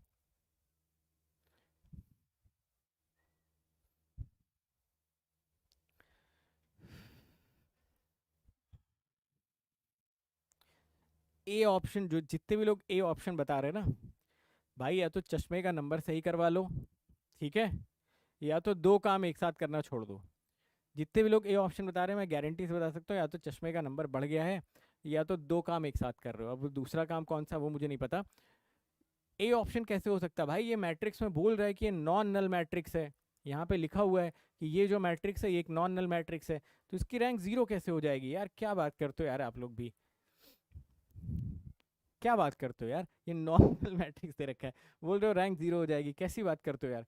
चलो देखो यहाँ पर इसकी रैंक कितनी होगी, इसकी जो भी रैंक होगी वो ऑब्वियसली इस इनइक्वालिटी को सेटिस्फाई करेगी, मिनिमम ऑफ 6,2 को, तो रैंक यहाँ से आपकी हो जाएगी लेस देन और इक्वल टू 2। अब लेस देन और इक्वल टू 2 में या तो इक्वल टू 2 हो सकती है या तो 1 हो सकती है, क्योंकि यहाँ पे नॉन नल मैट्रिक्स की बात कर रहा है, एग्जैक्टली हमें भी नहीं पता कितनी हो सकती है, 2 हो सकती है या 1 हो सकती है। इसने खुद भी क्वेश्चन में पूछा था कैन बी, कौन कौन से पॉसिबल हैं, एमएसक्यू टाइप का क्वेश्चन है, तो अगर कैन भी पूछ रहा है, एमएसक्यू टाइप का क्वेश्चन है, तो इसमें आपका 1 और 2 सही हो सकता है, ठीक है। चलो अगला क्वेश्चन देखो, नेक्स्ट क्वेश्चन करो। ये आ गया सबको समझ में कैसे किया इस क्वेश्चन को सॉल्व, डन है। चलो अगला क्वेश्चन देखो, आंसर बताओ इसका, ये लो, इस क्वेश्चन में दे रखा है आप सभी लोगों को एक मैट्रिक्स है ए, ठीक है, उसका ऑर्डर उसने दे रखा है 5x3 का। क्वेश्चन में बोल रहा है कि, क्वेश्चन में आपसे बोल रहा है कि number of zero rows in row echelon form of above matrix can be, ठीक है, is non null मैट्रिक्स। चलो options, options A, B, C, D, ठीक है। नंबर ऑफ जीरो रोज के बारे में आपसे पूछ रहा है कितने हो सकते हैं, ठीक है, 2, 3, 4, 5, बताओ, लगाओ दिमाग। 5x3 का नॉन नल मैट्रिक्स दे रखा है, बोल रहा है number of zero rose in row echelon form of the above matrix can be. इसको रो एचलॉन फॉर्म में अगर कन्वर्ट करोगे तो इसमें कितने नंबर ऑफ जीरो रोज हो सकते हैं?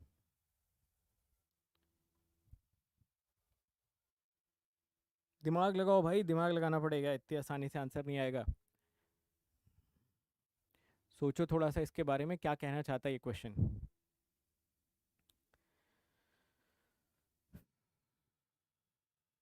एबीसी,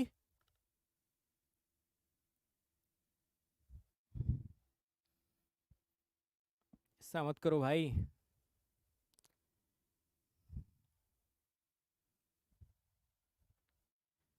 अरे ऑप्शन एबीसी लिखा हुआ, कुछ लोग दो बता रहे हैं इसमें, एबीसी के हिसाब से बताओ ना यार।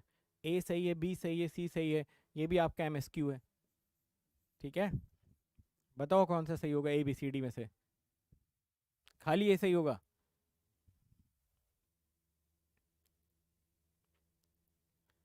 चलो मैं समझाता हूँ, ध्यान से देखो यहाँ पे, ध्यान से देखो, ये मैट्रिक्स आपको मेंशन किया गया है। अब देख लो यहाँ पे, एक बार समझाऊंगा, दोबारा नहीं बताऊंगा, ठीक है, तो एक बार में पूरे फोकस से सुन लो। 5x3 दिया गया है, ठीक है। इसमें मुझे बता सकते हो कितने रोज हैं? रोज कितने हैं इसमें? बोलो भाई साहब। 5 रो हैं इसमें। 5x3 का मतलब 5 रो हो गए इसमें। चलिए ठीक है, इसकी रैंक क्या, ये चर्चा करते हैं।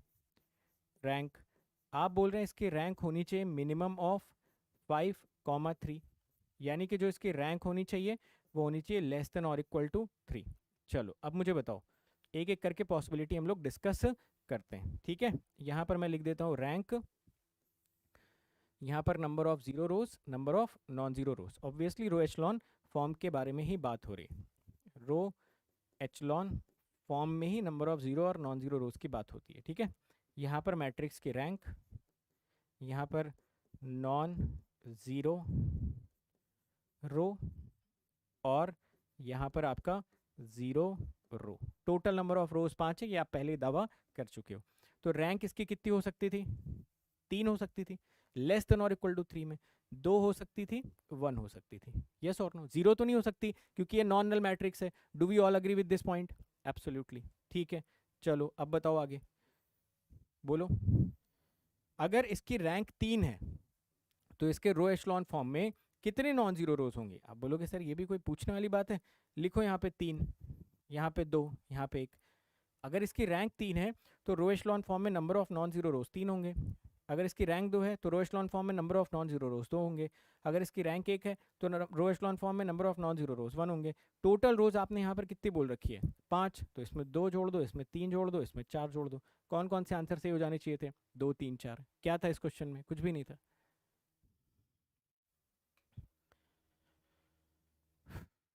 यही जो जीरो रोज होते हैं ना, इसी को आगे चल के पढ़ोगे, क्या बोलते हैं इसको, कोई बताएगा? ये, इसको क्या बोला जाता है? आगे चल के बताऊंगा एक कंसेप्ट, नलिटी, है ना। तो जब भी आप किसी मैट्रिक्स को रो एचलॉन फॉर्म में कन्वर्ट कर देते हो तो उसमें कुछ नंबर ऑफ जीरो रोज आते हैं, कुछ नंबर ऑफ नॉन जीरो रोज आते हैं। जो नंबर ऑफ नॉन जीरो रोज होते हैं वो रैंक डिफाइन करते हैं, और जो नंबर ऑफ जीरो रोज होते हैं वो नलिटी को डिफाइन करते हैं। समझ गए मेरी बात? यानी कि अगर आपने रो एचलॉन फॉर्म में किसी मैट्रिक्स को कन्वर्ट कर दिया तो आप दो पैरामीटर्स पे कमेंट कर सकते हो। कौन कौन से पैरामीटर्स पे? एक रैंक और दूसरा नलिटी। नंबर ऑफ जीरो रोज क्या रिप्रेजेंट करते हैं? Nullity. Number of non zero रोज क्या रिप्रेजेंट करते हैं? रैंक। किसमें? किसी भी मैट्रिक्स के रो एचलॉन फॉर्म में। समझ में आई बात? एक क्वेश्चन और करोगे ऐसा?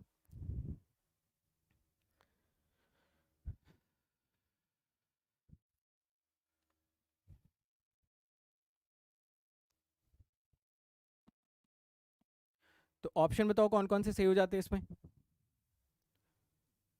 तो इसमें ऑप्शन हमारा सही होता 2 3 4। तो ऐसे कंसेप्चुअल क्वेश्चंस पूछ रहा है भाई एग्जाम में, समझ रहे हो? जहां पे आपका बेसिक टेस्ट कर रहा है कि भाई रैंक निकालना तो आपने सीखा, वो तो ठीक है, बट रैंक का बेसिक कितना स्ट्रांग है आप लोगों का, है ना? उससे थ्योरेटिकल क्वेश्चन वो बना दे रहा है, बस यही कर रहा है। अब ये सारे क्वेश्चन मैं आपके सामने ही बना रहा हूँ क्लास में। चलो मैं एक क्वेश्चन और आप लोगों से पूछ लेता हूँ, ठीक है? चलो अब इसमें अगर किसी ने गलती करी तो भाई वो सजा का हकदार होगा, ठीक है? उसका आज ही ब्रेकअप हो जाएगा, ये मेरी तरफ से उसको चेतावनी है। तो या तो मत बताना या तो सही बताना, ठीक है? सिंगल लोग खुश हो रहे होंगे कि भाई चलो आज जान छूटी।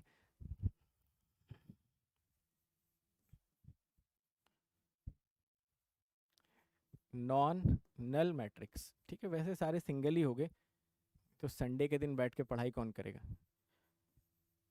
नॉन नल मैट्रिक्स, ठीक है? 5x4 is a non null matrix आपको दे रखा है। क्वेश्चन में पूछ रहा है number of non zero rose in row echelon form can be. ठीक है? अब बताओ, अब ये क्वेश्चन मैंने थोड़ा सा सिंपल कर दिया आप सभी लोगों के लिए। ए बी सी डी, ठीक है? बहुत ही सिंपल कर दिया भाई ये क्वेश्चन मैंने आप सभी लोगों के लिए। बताओ।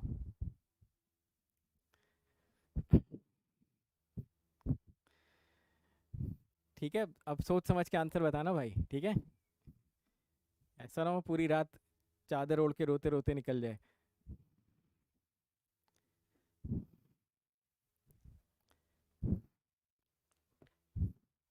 पकड़ लिया आपने इस क्वेश्चन का concept?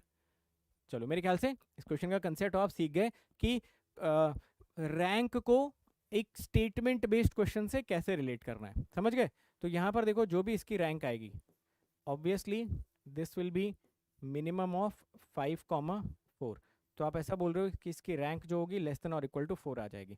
Non null matrix obviously यहाँ पे, तो इसकी जो रैंक होगी वो या तो 4 हो सकती है, या तो 3 हो सकती है, या तो 2 हो सकती है, या तो 1 हो सकती है, हमें नहीं पता क्योंकि मैट्रिक्स नहीं पता है। तो 4 रैंक होने का मतलब रो एचलॉन फॉर्म में नंबर ऑफ नॉन जीरो रोज 4 हो जाएगी। 3 रैंक होने का मतलब नंबर ऑफ नॉन जीरो रोज 3 हो जाएंगे। 2 होने का मतलब 2 हो जाएंगे, 1 होने का मतलब 1 हो जाएंगे।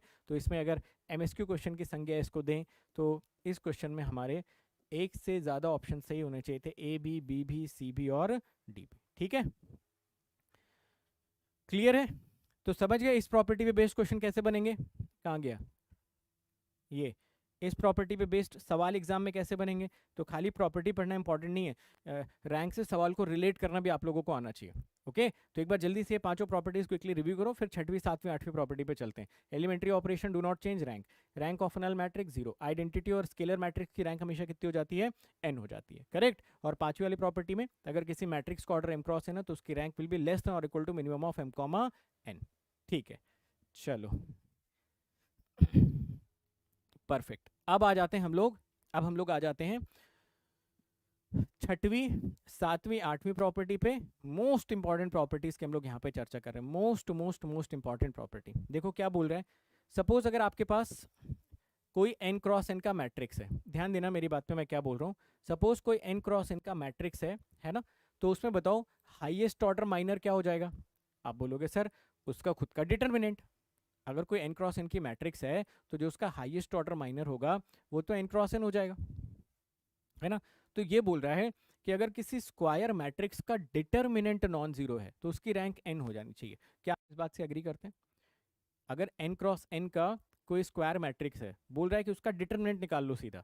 अगर उसका डिटरमिनेंट नॉन जीरो आता है तो उसकी रैंक n हो जाएगी। सिंपल सी बात है, जाहिर सी बात है। तो यानी कि स्क्वायर मैट्रिसेस में हम डायरेक्ट डिटरमिनेंट निकाल के भी टेस्टिंग कर सकते हैं। अगर उसका डिटरमिनेंट सपोज नॉन जीरो आ जाता है तो उसकी रैंक n हो जाएगी। तो इसी को दूसरी भाषा में ऐसा बोला जाता है कि अगर आपके पास एक n क्रॉस n का सिंगुलर मैट्रिक्स है तो उसकी रैंक हमेशा n होती है। Very very very important point.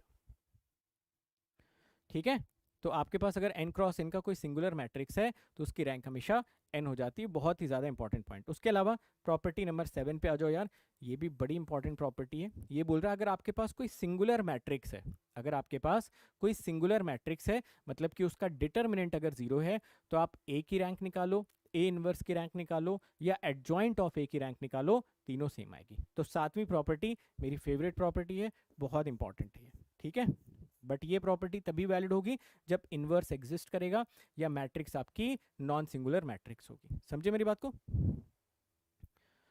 हाँ, नॉन सिंगुलर, शायद मैंने सिंगुलर बोल दिया थोड़ी देर पहले, आप उसको नॉन सिंगुलर समझ लें। ठीक है, तो जब भी आपका कोई भी मैट्रिक्स नॉन सिंगुलर होगा तो उस केस में जो आपका रैंक ए होगा वो ए इनवर्स के बराबर होगा और वही एडजॉइंट ऑफ ए के बराबर आ जाएगा। प्रॉपर्टी नंबर 8 इससे भी ज़्यादा इंपॉर्टेंट, इससे भी ज़्यादा important property, property number 8। Property number 8 में बोला जा रहा है कि अगर आप ए की रैंक निकाल पाते हो तो जो ए की रैंक होगी वही ए ट्रांसपोज की रैंक होगी, वही ए इंटू ए ट्रांसपोज की रैंक होगी, वही ए ट्रांजुगेट की रैंक होगी। ट्रांजुगेट का मतलब क्या होता है कि पहले ट्रांसपोज ले लो फिर कॉन्जुगेट ले लो, समझ गए ना? तो ट्रांजुगेट को ऐसे थीटा से डिनोट करते हैं। ए की पावर थीटा का मतलब पहले ट्रांसपोज लिया फिर कॉन्जुगेट लिया, और वही रैंक हो जाएगी ए इंटू ए ट्रांजुगेट की। समझे? समझ गए मेरी बात को? तो ये 7वीं और 8वीं प्रॉपर्टी बहुत ज़्यादा इंपॉर्टेंट, बहुत बहुत ज़्यादा इंपॉर्टेंट। 7th प्रॉपर्टी में अगर n क्रॉस n का नॉन सिंगुलर मैट्रिक्स है तो नॉन सिंगुलर मैट्रिक्स का मतलब a की रैंक a इनवर्स की रैंक एडजॉइंट ऑफ a की रैंक हमेशा बराबर होगी। और इन जनरल a की रैंक a ट्रांसपोज की rank a into a transpose की रैंक a ट्रांजुगेट की रैंक a इंटू a ट्रांजुगेट की रैंक हमेशा आपस में बराबर हो जाएगी। कुछ क्वेश्चंस करें इस पे बेस्ड? 6, 7, 8 प्रॉपर्टी पे बेस्ड कुछ क्वेश्चंस कर लें तो ये प्रॉपर्टी से आपको समझ में आ जाएगा क्वेश्चन बनेगा कैसे एग्जाम में। ठीक है, आइए कुछ क्वेश्चंस आपको मैं करवाता हूँ।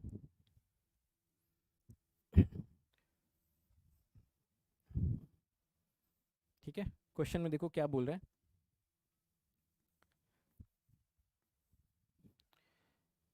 5x5 नॉन नल मैट्रिक्स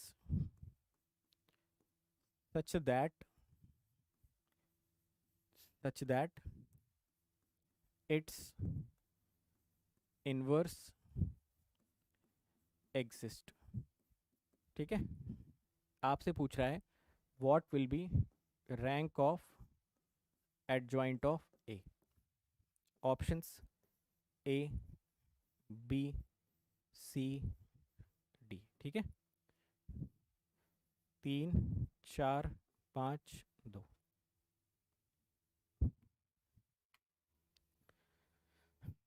बोल रहा है 5x5 का एक नॉन नल मैट्रिक्स है, बोल रहा है इसका इनवर्स एग्जिस्ट करता है, तो रैंक ऑफ एडजॉइंट ऑफ ए कितना हो जाना चाहिए। ठीक है, सारे स्टेटमेंट्स को आपस में लूप इन कर रहा है, इंटरलिंक कर रहा है। कैसे आपने इस क्वेश्चन को सॉल्व किया?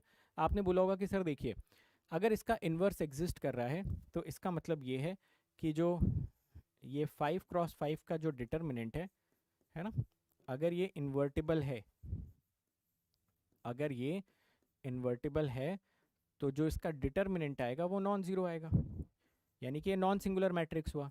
और अभी अभी मैंने बताया कि नॉन सिंगुलर मैट्रिक्स के केस में आप ए की रैंक निकालिए, वो तो 5 ही आ जाएगी, and it will be as good as A inverse की rank, and this will be as good as adjoint of A की रैंक। समझे? तो कौन सा ऑप्शन करेक्ट हो जाता है यहाँ पे? C option. अगला क्वेश्चन करें।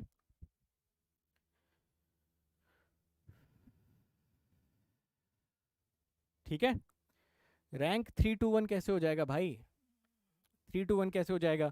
5x5 का अगर स्क्वायर मैट्रिक्स है और ये बोल रहा है इनवर्स एग्जिस्ट कर रहा है, मतलब इसका हाईएस्ट ऑर्डर माइनर जो कि 5x5 का वो नॉन जीरो है ना, तो अगर हाईएस्ट ऑर्डर माइनर 5x5 का नॉन जीरो आ रहा है तो रैंक 5 हो गई ना। समझ गए ना? साफ साफ उसने दिया है। एक अगला क्वेश्चन करें।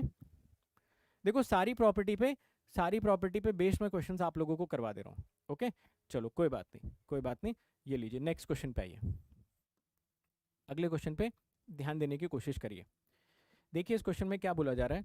इस क्वेश्चन में बोल रहा है कि सपोज हमारे पास ए एक n क्रॉस n का स्क्वायर मैट्रिक्स है, ठीक है। Is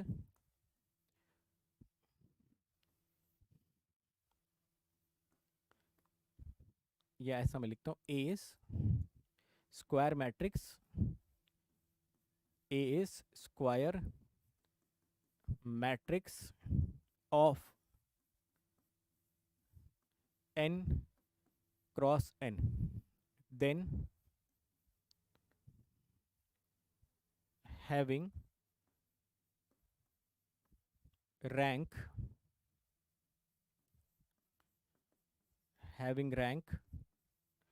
n minus 1, which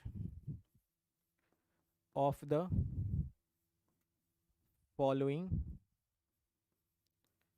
is correct। ठीक है, पूछ रहा है इनमें से कौन सा करेक्ट है। पहला नहीं, ए बी सी डी कर रहे हैं ना हम लोग, तो ए बी सी डी करते हैं। First B,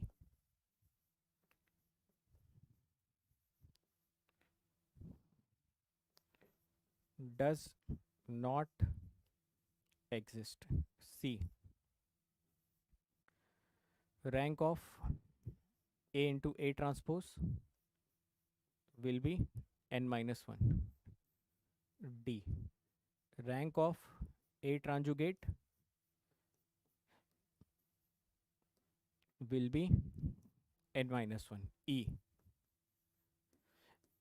rank of A into A conjugate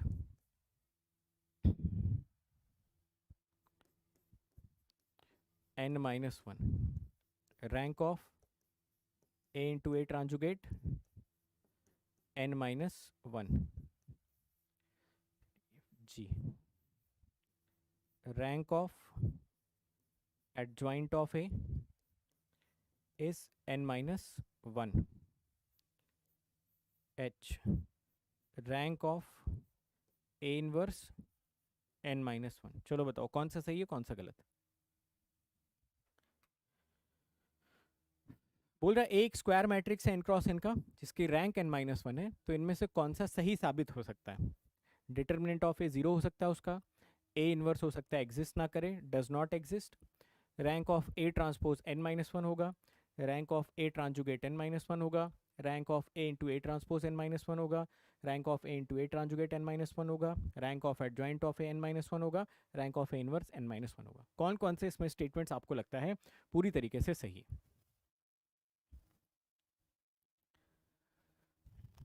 बताओ बताओ, सोचो, ज़्यादा से ज़्यादा गलत होगा यार, मैं बताऊंगा जो सही होगा, और क्या। ज़्यादा से ज़्यादा क्या होगा, गलत बता दोगे आप आंसर, उससे क्या हो जाएगा, कम से कम एक ऑनेस्ट एफर्ट तो डालो। चलो चलो इसको वेरीफाई करना स्टार्ट करते हैं। देखो पहला तो सही है, इसमें किसी को दो राय नहीं होनी चाहिए। अगर ये n क्रॉस n का है और इसकी रैंक n माइनस 1 है, इसका मतलब highest order minor n cross n का 0 है, मतलब इसका डिटरमिनेंट 0 है, पक्की बात है। अगर डिटरमिनेंट 0 हो गया तो a इनवर्स कभी एग्जिस्ट ही नहीं कर सकता, और अगर a इनवर्स एग्जिस्ट नहीं कर रहा भाई, तो इसके रैंक की बात कैसे कर सकते हो। किसी मैट्रिक्स की रैंक की बात तो तभी करोगे ना जब उसका इनवर्स एग्जिस्ट करेगा। एक तरफ तो आप बोल रहे हो ए इनवर्स एग्जिस्ट नहीं कर रहा है, एक तरफ आप बोल रहे हो कि rank of A inverse n minus हो जाएगा, ये कहाँ की बात हुई यार, है ना। तो ये स्टेटमेंट तो वैसे ही गलत हो गया। चलिए similarly rank of A transpose, जरा देखिए इस प्रॉपर्टी में, जब ये प्रॉपर्टी आप पढ़ रहे थे तो यहाँ पे कोई रिस्ट्रिक्शन थी क्या, कोई रिस्ट्रिक्शन नहीं थी। Rank of A transpose into A transpose ये बराबर होने चाहिए। रिस्ट्रिक्शन इस वाली प्रॉपर्टी पे थी कि रैंक ऑफ ए इनवर्स और रैंक ऑफ एडजॉइंट ए ये तभी n के बराबर होगी जब मैट्रिक्स नॉन सिंगुलर होगी। बट यहाँ पे तो मैट्रिक्स सिंगुलर हो गई है इस पर्टिकुलर केस में, कहाँ गया, इस पर्टिकुलर केस में मैट्रिक्स सिंगुलर हो गई है, ठीक है। तो यहाँ पर कोई रिस्ट्रिक्शन नहीं थी। ये सही है, ये भी सही है, ये भी सही है, ये भी सही है, ये गलत है। इनफैक्ट अभी थोड़ी देर में आपको प्रॉपर्टी बताऊंगा कि यहाँ पर रैंक ऑफ एडजॉइंट ऑफ ए आपका 1 आ जाएगा, ठीक है। ये प्रॉपर्टी में अभी हम लोग थोड़ी देर में देखेंगे, ओके। अगर किसी मैट्रिक्स की रैंक n है तो उसके एडजॉइंट की रैंक भी n हो जाएगी। अगर किसी मैट्रिक्स की रैंक n-1 है तो उसके एडजॉइंट की रैंक 1 हो जाती है। समझे मेरी बात को? तो ये प्रॉपर्टी थोड़ी देर में अभी हम लोग एडजॉइंट से रिलेटेड डिस्कस करते हैं। और अगर किसी मैट्रिक्स की रैंक n-2 या उससे कम है तो उसके एडजॉइंट की रैंक 0 हो जाएगी। ठीक है, फिर से सुन लो मैं क्या बोल रहा हूं। अगर किसी मैट्रिक्स की रैंक n है तो उसके एडजॉइंट की रैंक भी कितनी होगी? जल्दी से लिखते जाओ चैट बॉक्स में आप लोग, एक बार फटाफट अभी याद कर लो। थोड़ी देर में अभी लिख रहे हैं हम लोग बोर्ड पे भी, बट अभी क्योंकि चर्चा हो चुकी है तो एक बार इसको याद कर लो। अगर किसी मैट्रिक्स की रैंक n है तो उसके एडजॉइंट की रैंक कितनी हो जाएगी? बोलो भाई। n n। अगर किसी मैट्रिक्स की रैंक n है तो उसके एडजॉइंट की रैंक भी n हो जाएगी।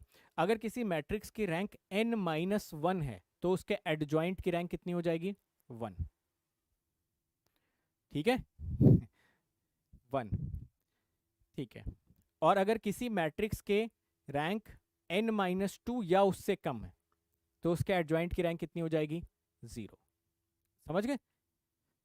बहुत इंपॉर्टेंट प्रॉपर्टी है। अच्छा, ये क्वेश्चन सबको समझ में आ गया?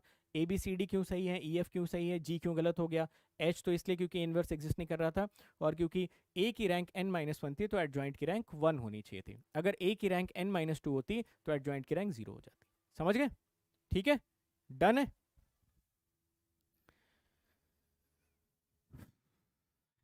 चलो आगे बढ़ते हैं, प्रॉपर्टी नंबर 9 पे आते हैं। देखो प्रॉपर्टी नंबर 9, 10, 11 क्या हम पहले ही पढ़ चुके हैं? जल्दी से पढ़ो और कंफर्म करो इसको एक बार। Rank of a row matrix is या तो 0 या तो 1। ठीक है, ये तो कल ही डन था अपना। Rank of a column matrix is 0 या तो 1। ठीक है, ये भी कल अपना डन था। A is a row matrix, B is a column matrix, अगर ए भी एग्जिस्ट करता है तो उसकी रैंक 1 या तो 0 हो जाएगी। ये भी अपना डन था कल, है ना? करेक्ट।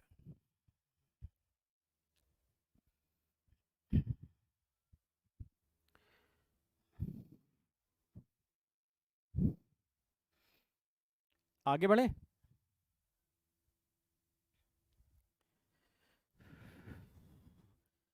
चलो आगे बढ़ते हैं। और प्रॉपर्टी नंबर, अच्छा बताओ 9, 10, 11 में किसी को कोई दिक्कत तो नहीं है?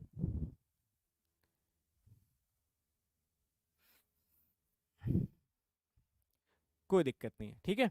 चलो अब देखो प्रॉपर्टी नंबर 12, 13 और जो 14 है ना, प्रॉपर्टी नंबर 12, 13 और 14 जो है वो उतनी इंपॉर्टेंट नहीं है, उतनी इंपॉर्टेंट नहीं है, बट फिर भी एक बार देख लो। इनफैक्ट 15 भी होगा, हाँ 15 आगे दे रखा है, ठीक है। तो 12, 13, 14, 15 उतना इंपॉर्टेंट नहीं है, बस एक बार गो थ्रू कर लो कि यहाँ पर मैं क्या बताना चाहता हूँ, ठीक है। उसके बाद कुछ और प्रॉपर्टीज हैं जो कि बड़ी इंपॉर्टेंट है, उस पर भी हम लोग फोकस करेंगे, ठीक है ना। ज़्यादातर आप पढ़ चुके हो प्रॉपर्टीज़ यार, फिर पूरी प्रॉपर्टीज़ एक बार और रिवाइज करेंगे, सारी की सारी प्रॉपर्टीज़ बैक टू बैक एक बार और रिवाइज करेंगे, ठीक है ना। चलो देखो प्रॉपर्टी नंबर 12 पे आ जाओ। ये देखो क्या बोल रहा है। सपोज हमारे पास एक मैट्रिक्स ए है, ध्यान से सुनिएगा मैं बोल क्या रहा हूँ, ध्यान से सुनिएगा मैं बोल क्या रहा हूँ, उसके बाद इस प्रॉपर्टी को देखने की कोशिश करिएगा। आपके पास एक मैट्रिक्स है ए, आप उसकी अलग से रैंक निकाल लीजिए, निकाल सकते हो, निकाल सकते हैं। आपके पास एक मैट्रिक्स है बी, आप उसकी अलग से रैंक निकाल लो, निकाल सकते हो, निकाल लेंगे। ए और बी मैट्रिक्स को जोड़ दो, जो नई मैट्रिक्स बनेगी आप उसकी रैंक निकाल सकते हो, निकाल सकते हैं। तो ऐसा बोला जा रहा है कि अगर आपने ए प्लस बी मैट्रिक्स की रैंक कैलकुलेट करी तो this will be less than और equal to rank of A plus rank of B. समझ गए मेरी बात को? बहुत ही सिंपल है।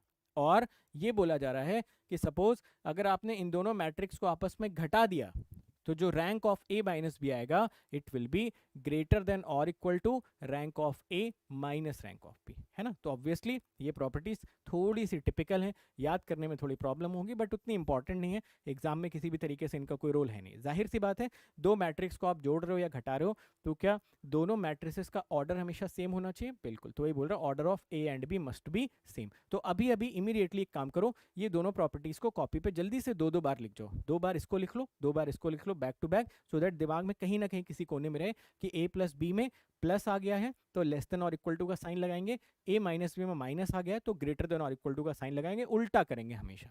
समझ गए ना? उल्टा करेंगे। प्लस को जनरली ग्रेटर से एसोसिएट करते हैं तो हम लोग ये याद रखेंगे कि प्लस को हम लेस देन और इक्वल टू लगा देंगे, माइनस के टाइम पे हम ग्रेटर देन और इक्वल टू लगा देंगे, ठीक है। समझ गए आप मेरी बात को?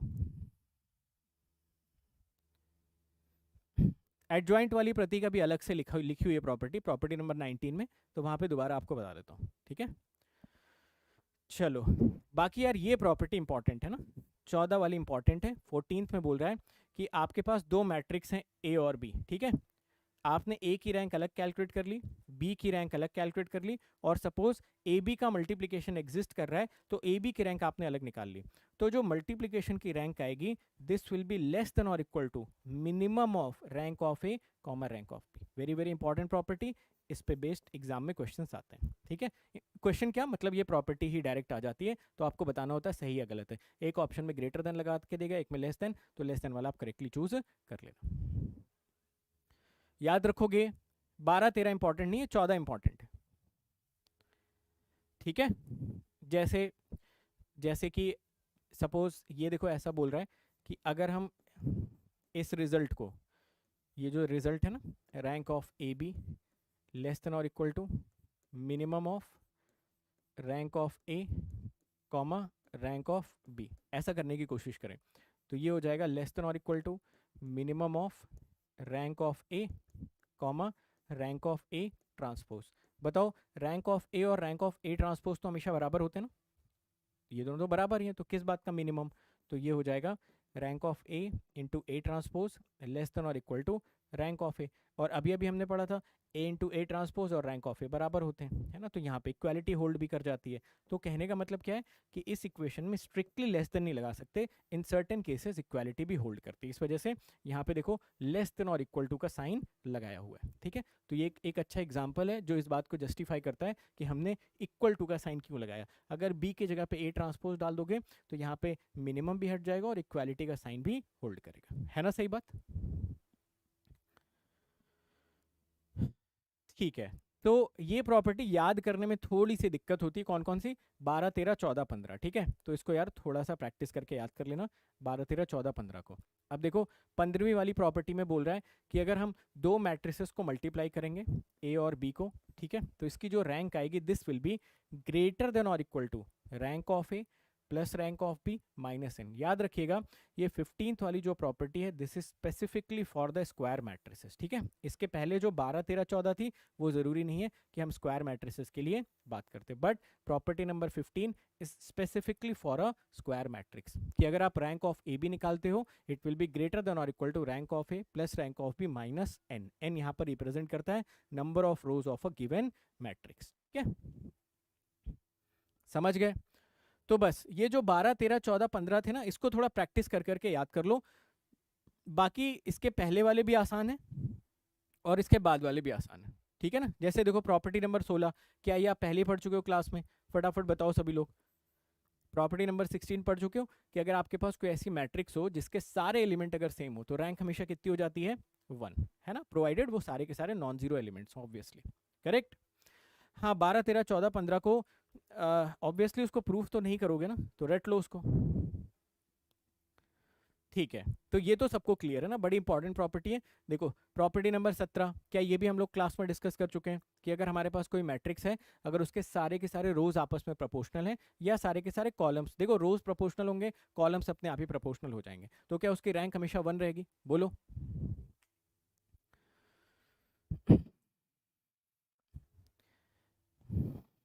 है ना, 1 हो जाएगी, चेक करो वही लिखा हुआ है, if in a matrix all the rows और all the columns are proportional rank हमेशा 1 हो जाएगी, ये भी हम लोगों ने पढ़ा हुआ है, ठीक है।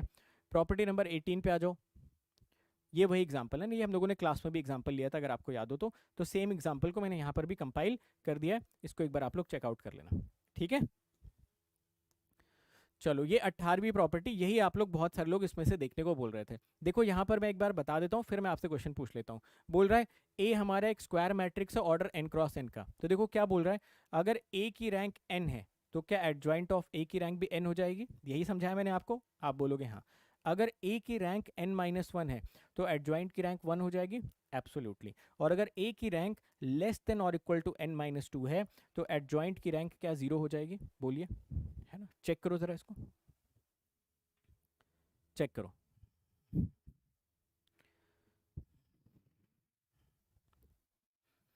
इतनी सारी प्रॉपर्टी कैसे याद करोगे भाई, 70-80% प्रॉपर्टी पहले ही याद करवा रखी है आपको, कितनी सारी प्रॉपर्टी होगी, 2-3 प्रॉपर्टी एक्स्ट्रा आपको याद करनी, सारी प्रॉपर्टीज आपको पहले याद करवा रखी है। अरे भाई एलिमेंट्री ट्रांसफॉर्मेशन रैंक चेंज नहीं करता, ये आपको पहले से पता है। और अगर कोई मैट्रिक्स नल मैट्रिक्स होता है उसकी रैंक हमेशा जीरो होती है।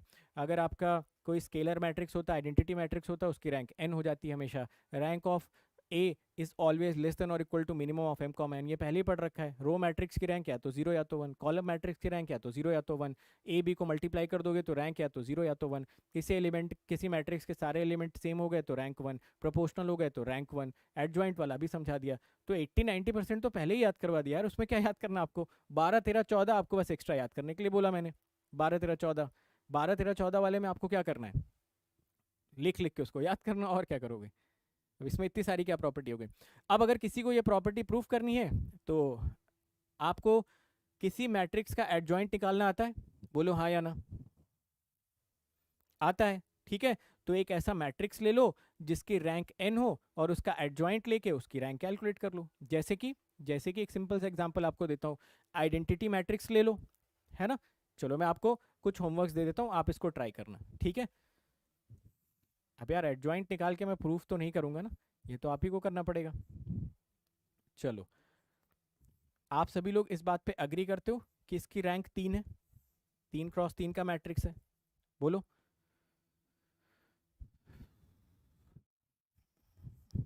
देखो ये आपको मैट्रिक्स दे रखी है, ठीक है। तो हम सभी लोग इस पे एग्री करते हैं कि इसका जो रैंक है वो 3 है। तो आप एक काम करिए, इसका एडजॉइंट कैलकुलेट करिए, ठीक है। कैलकुलेट करिए और आप रैंक कैलकुलेट करके वेरीफाई करना, इसका जो एडजॉइंट ऑफ ए आएगा उसकी रैंक 3 आ जाएगी, ठीक है ना। चलो अगला एग्जांपल देखो। क्या आप सभी लोग अग्री करते हो कि इसकी रैंक 2 आएगी। 1 2 3 0 1 0 0 0 0, ठीक है। बताओ, ये एक 3 × 3 का मैट्रिक्स है, क्या इसकी जो रैंक आएगी वो 2 आएगी। जी हाँ, इसकी रैंक 2 आएगी। अब क्या आप इसका एडजॉइंट निकाल लोगे। एडजॉइंट निकालने का मतलब क्या होता है यार, एडजॉइंट निकालने का मतलब पहले माइनर मैट्रिक्स बना लेना, माइनर मैट्रिक्स बनाने के बाद उसको कोफैक्टर मैट्रिक्स में कन्वर्ट कर लेना, फिर ट्रांसपोज ले लेना। बताया था आपको कैसे निकालना, ठीक है। इस एलिमेंट का माइनर क्या आएगा, इसका क्या आएगा, इसका क्या आएगा, सबका माइनर मैट्रिक्स बनाना, कोफैक्टर लेना, ट्रांसपोज ले लेना, कैलकुलेट करके चेक करना, ये आप खुद से निकालना। और यहाँ से चेक करना कि जब आप इसके एडजॉइंट ऑफ ए की रैंक कैलकुलेट करोगे ना, आपको आंसर 1 मिलेगा, ठीक है। एक तीसरा एग्जांपल भी आपको दे देता हूँ। ये 3 काम जिसको प्रॉपर्टी में और तसल्ली चाहिए वो करके देख सकता है। 1 2 3 0 0 0 0 0 0, ठीक है। क्या आप सभी लोग अग्री करते हो कि इसकी जो रैंक आएगी वो 1 आ जाएगी। जी हाँ, है ना। मैं यहाँ पर लिख भी देता हूँ, ये जो 3 है ये n को रिप्रेजेंट कर रहा है, ये जो 2 है ये n-1 को रिप्रेजेंट कर रहा है, ये जो 1 है ये भी n-2 को रिप्रेजेंट कर रहा है। क्या आप में से सभी लोग यहाँ से एडजॉइंट ऑफ ए कैलकुलेट कर लोगे। कैलकुलेट करना है, एडजॉइंट ऑफ है, यहाँ पे नल मैट्रिक्स आ जाएगी, आप इसकी रैंक कैलकुलेट करके देखिएगा, आपको आंसर मिल जाएगा 0। तो मैं क्या बोल रहा हूँ कि ये प्रॉपर्टी हमको याद होनी चाहिए डायरेक्टली, समझ गए ना। प्रॉपर्टी हमको क्या होनी चाहिए, डायरेक्टली याद होनी चाहिए, समझे मेरी बात को।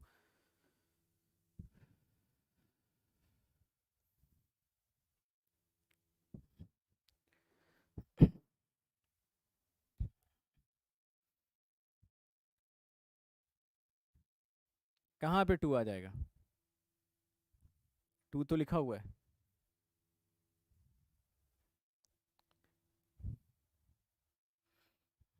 टू तो लिखा हुआ भाई, और कैसा 2 लिख दें।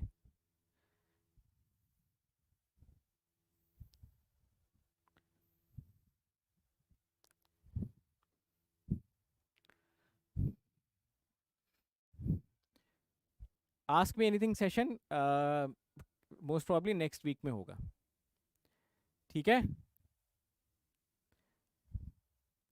ओके एवरीवन, देखिए इसकी रैंक n थी तो एडजॉइंट ऑफ ए की रैंक भी n हो गई।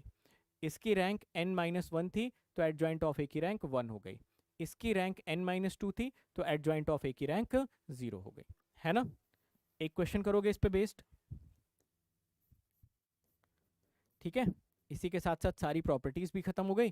तो मैं आपको एक क्वेश्चन और करवा देता हूँ, आज का आखिरी सवाल। इसके बाद 7:30 पे मिलते हैं VGPP सेशन में। 10 क्वेश्चन रैंक के आज ही निपटा देंगे, ठीक है। 10 क्वेश्चन आज के आज हम लोग फिनिश करते हैं, सारे क्वेश्चन का आंसर आप लोग निकालेंगे, ओके।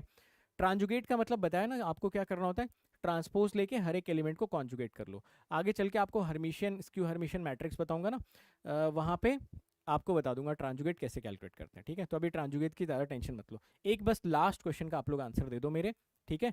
एक लास्ट क्वेश्चन का आंसर दे दो, फिर अच्छा ये सारी प्रॉपर्टीज अच्छे से रिवाइज करके आना, ठीक है। ये सारी प्रॉपर्टीज अच्छे से रिवाइज करके आना। कल की क्लास में आते ही सबसे पहले हम लोग कुछ बड़े टिपिकल क्वेश्चंस करेंगे, ठीक है। थोड़े से डिफिकल्ट क्वेश्चंस हैं ये, बट कल की क्लास में हम लोग इसको पहले करना पसंद करेंगे, ठीक है। चलो देखो क्वेश्चन में क्या बोल रहा है। A is square matrix of order 4x4, comma, when converted into row, when converted into row echelon form,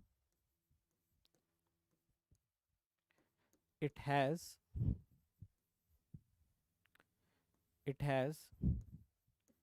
nullity of 1. Calculate, देखो क्या क्या कैलकुलेट करने के लिए बोल रहा है।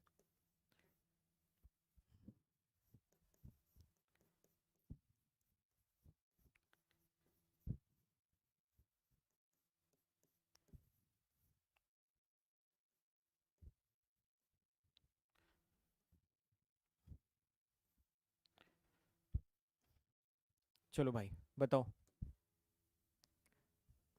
Numerical answer type, NAT type question है। एक स्क्वायर मैट्रिक्स है जिसका ऑर्डर 4x4 है। बोल रहा है जब रो एचलॉन में कन्वर्ट कर रहे हैं तो इसकी नलिटी 1 मिल रही है, ठीक है। बोल रहा है कैलकुलेट करो rank of A into A transpose, rank of A into A transjugate plus rank of adjoint of A, इनका समेशन निकाल के बताना कितना आ रहा है। 3, 9, 7।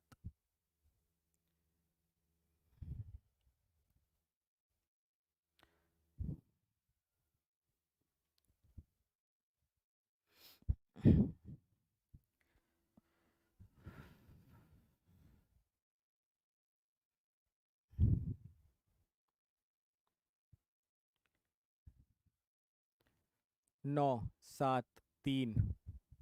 यार क्या कर रहे हो यार, क्या कर रहे हो भाई।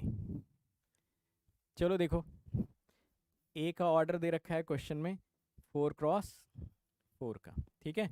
अगर इसकी नलिटी 1 है तो इसकी रैंक कोई बता सकता है कितनी हो जाएगी। क्या इसकी रैंक 3 है, which is as good as n-1। बोलो भाई, नलिटी 1 है मतलब इसमें नंबर ऑफ जीरो रोज 1 है, यानी कि नंबर ऑफ नॉन जीरो रोज 3 हो गए, तो इसकी रैंक कितनी आ गई 1। अब जरा बताइए, अगर ए की रैंक 3 है तो ए इंटू ए ट्रांसपोज की रैंक कितनी होनी चाहिए। बोलो 3। तो ए इंटू ए ट्रांजुगेट की रैंक कितनी होनी चाहिए 3। चलो ठीक है, अगर ए की रैंक n-1 है तो एडजॉइंट ऑफ ए की रैंक कितनी होनी चाहिए। अभी अभी आप लोगों को समझाया, बोलो 1। तो जोड़ दो तीनों को, ये हो गया आपका 3, ये हो गया 1 और ये हो गया 3, 3 3 6 और 1 7, शुभ अंक 7, ठीक है। तो ऐसे और भी काफ़ी सारे क्वेश्चन हैं, वो कल की क्लास में करवाऊंगा प्रॉपर। थोड़े से और कंसेप्चुअल क्वेश्चन हैं, थोड़ा सा और कंसेप्ट उसमें लगेगा, ठीक है। तो कैसी लगी आज की क्लास आप लोगों को, कुछ समझ में आया, कुछ दिमाग की बत्ती जली।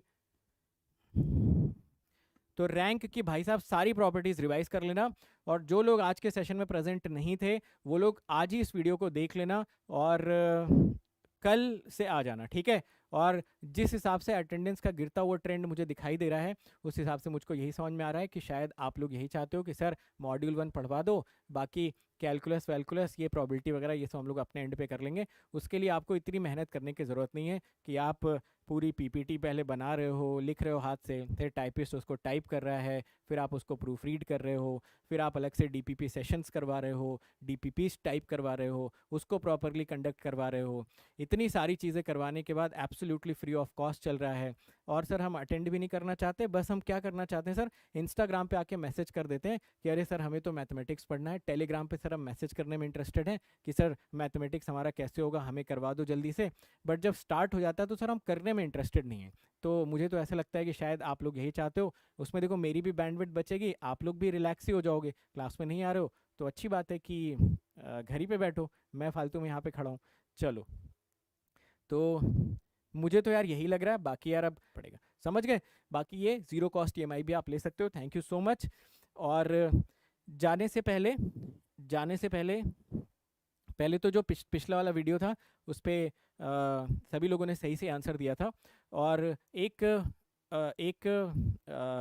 लास्ट इसमें डिस्कशन ये है कि कल वाला जो टॉपिक होगा उसका आइडिया आप अच्छी तरीके से तभी ले पाएंगे जो आपने आज की क्लास और पिछली रैंक की क्लासेस अच्छे से रिवाइज करी होंगी। तो सारी क्लासेस को बहुत अच्छे से रिवाइज कर लेना, कल की क्लास में प्रेजेंट रहते हैं। लीनियर अलजेब्रा में मॉड्यूल 1 में एक बार ट्रेंड ऑब्जर्व करते हैं, फिर मॉड्यूल 2 की आप लोगों से चर्चा करी जाएगी। ठीक है, स्कॉलरशिप का जो भी होगा वो आपको मेल पे आ जाएगा। ठीक है, जिन लोगों ने भी आज टेस्ट दिया होगा, मेरे ख्याल से बहुत सारे लोगों ने दिया होगा, स्कॉलरशिप का जो भी आप लोगों को स्कॉलरशिप का डिस्काउंट मिलेगा वो आपके मेल पे आपसे कम्युनिकेट कर दिया जाएगा। Thank you so much. 7:30 पे मिलते हैं डीपीपी सेशन में। ठीक है, स्पेशल क्लास में नीचे लिंक दे रखा है, आ जाओ। चलो, thank you so much everyone.